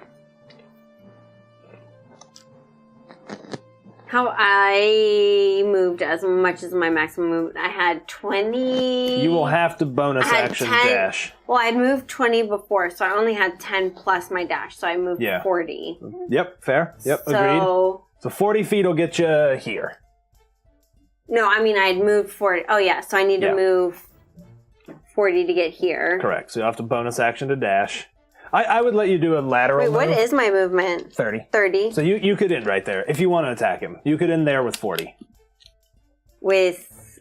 So you have 20 feet left. Okay. Cool. And I will... Is he blinded? He is not. Is he displacing? He is, so it'll be an attack with disadvantage. And this dude is blinded? He is blinded. He's incapacitated, right? Don't wake him. Don't wake him. Why wouldn't I just go kill him? I'm probably not going to one-shot him. Okay. Well, I mean, if that's what you want to do it up. Do your Why thing. do you It is an wanna- auto crit. I say do it, personally. Yeah, okay. It's an auto crit. I mean... Mm-hmm. Sure. I'll try and attack the displacey, but it's at disadvantage. Yeah, which means you can't sneak attack. So all this sounds terrible. Yeah, I'm saying go attack him. That's what I would do. I don't know. I'm just kidding. I'm messing with you guys. Do whatever you want to do. Well, give me 2.5 seconds. Yeah. How... I could only just make it to him. I'd have no movement left. Correct. So this is all a really bad idea. Yeah, I'm going to go ahead and try and attack. Okay. And I have no special things, so let's hope that one of these does something.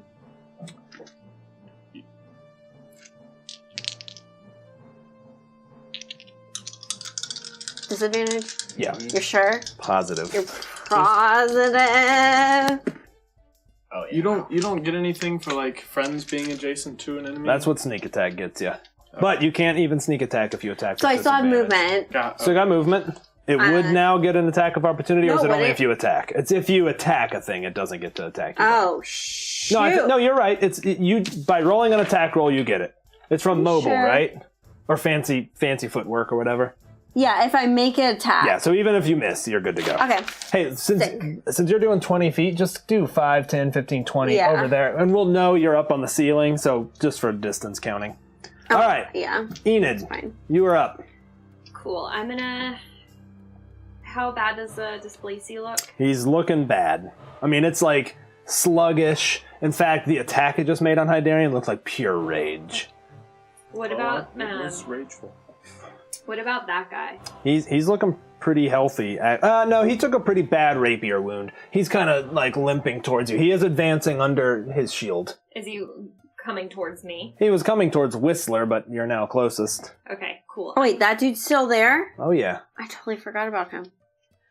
I will hit him with a chaos bolt. Okay. He is going to be at disadvantage because he is dodging.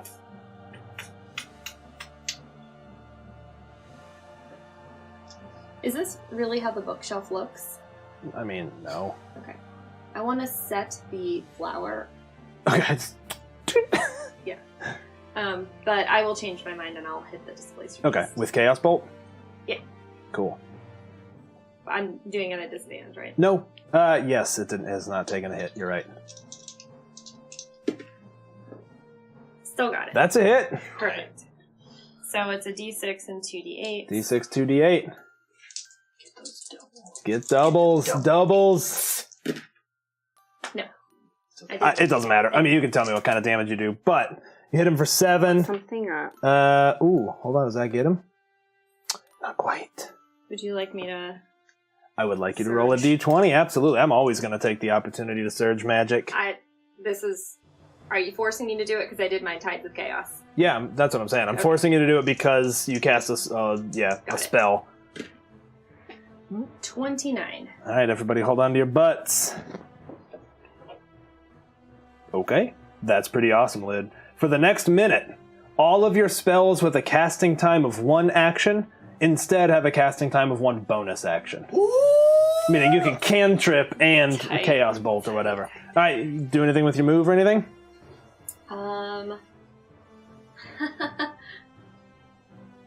Yes, that whole thing about the bonus action happens right now.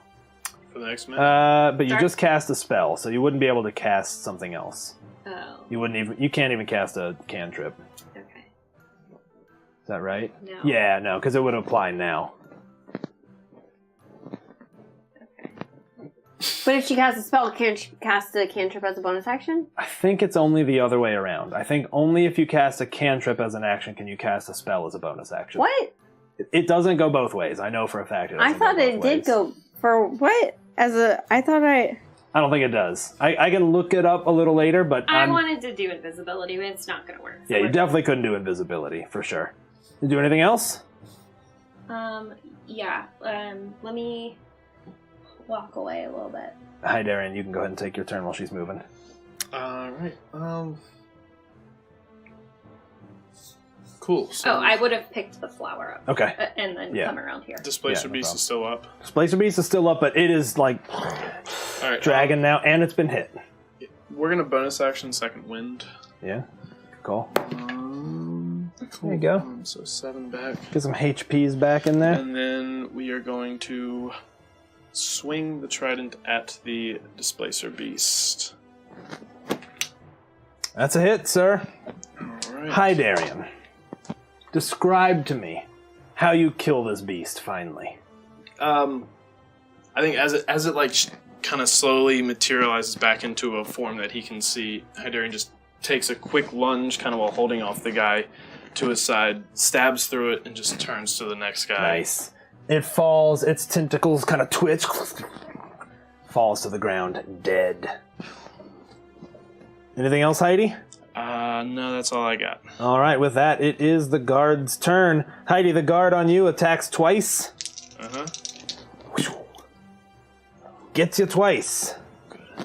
Yikes.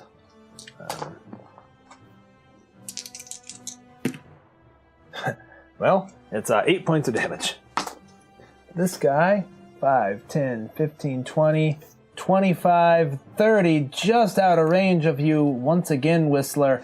does take a dash action as he barrels up the stairs towards you, still kind of dragging, and you can see there's blood drops in his path behind him.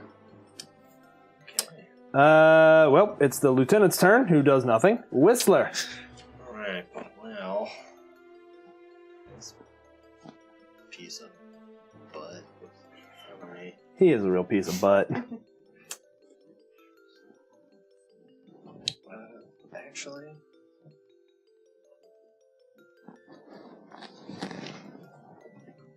Just confirming, you cannot do cantrip for bonus action. It's cantrip for action and regular spell is bonus, but not the other way around. Could he Thanks, Corey. make me a wisdom saving throw, please? He can indeed. That's a definite fail right there. Alright. Whispers surround him as I... Ooh, are these whispers by chance dissonant? They are. In fact... Nice. And that is 3d6. Pretty shitty. That is 5 damage. Ooh. But it has to... Immediately spins his reaction to run away, right? Yes. Does give you an opportunity attack. Yes, it does. 30. I'm gonna re-roll that because I'm pretty sure that doesn't do it. So I'm spending that. Okay. That would be a 19. That is a hit. Okay. Takes 5 piercing damage as well. Okay, well, not bad. Got him off you, did some damage to him. He's looking rough. I mean, he's running from you, and he's like, no! And he's just dragging a foot. Whatever you did, whatever nightmares you brought back to him, they're horrible. Nami, you're up. 5, 10, 15, 20 to be near, or that 15? Yep. 20. 20. Right there. Yep. I'm going to hijack her hand crossbow. Okay, perfect. And... It's on a chain, but you can easily kind of put your foot and yank it, and it... Ding! Chain is kind of hanging loose now.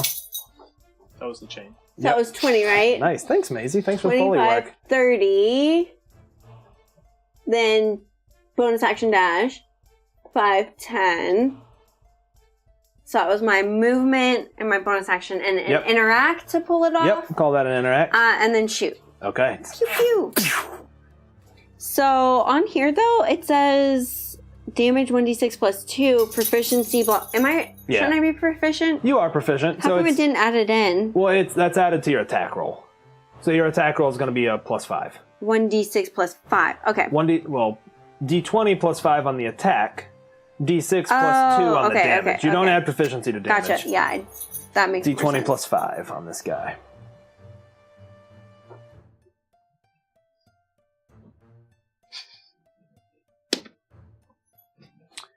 That is a hit.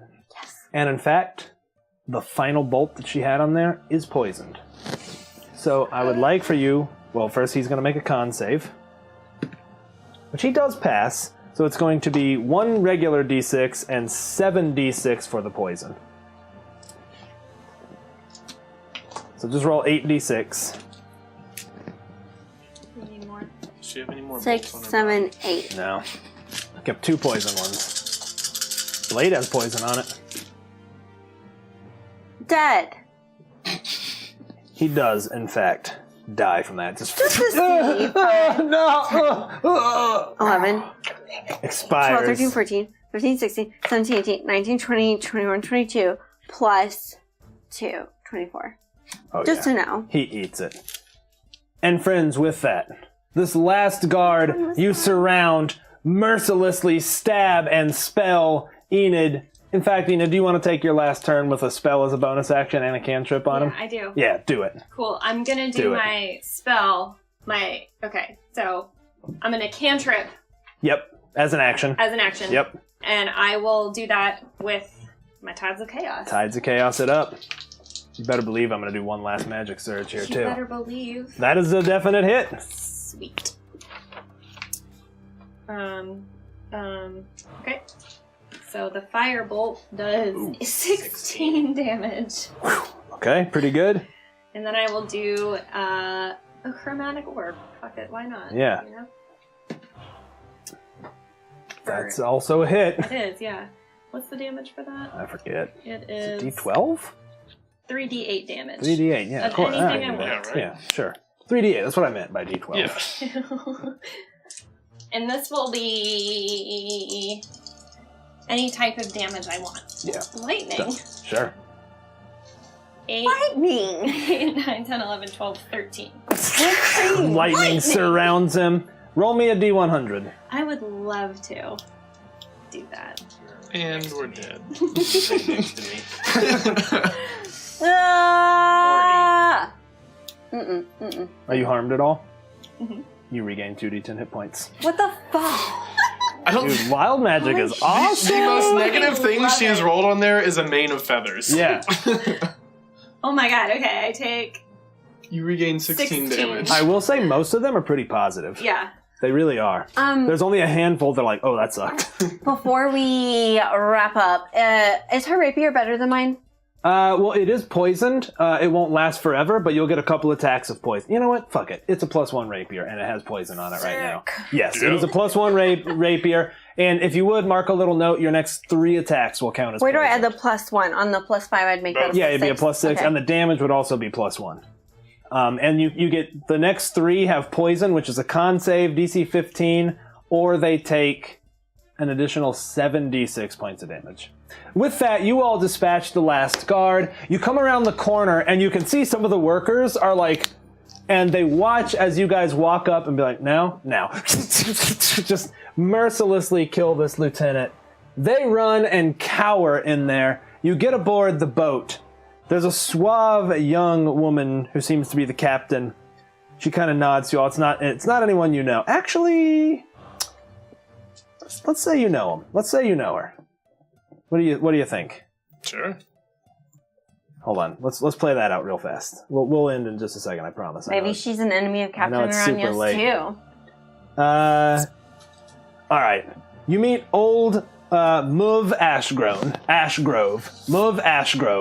and she's like, Nami? Ashgrove? Heidi? Let's go.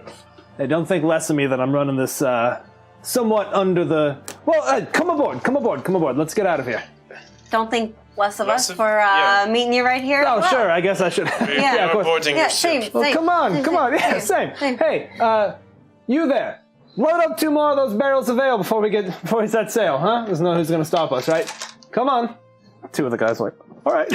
Put them on the ship. She's like, all right. Hoist the mainsail. Let's go. Let's get out of here. Hey, you guys okay? You guys doing okay? Yeah. We're Yeah. reasonably Hey. well. So what happened with Araños? No longer riding with him, huh?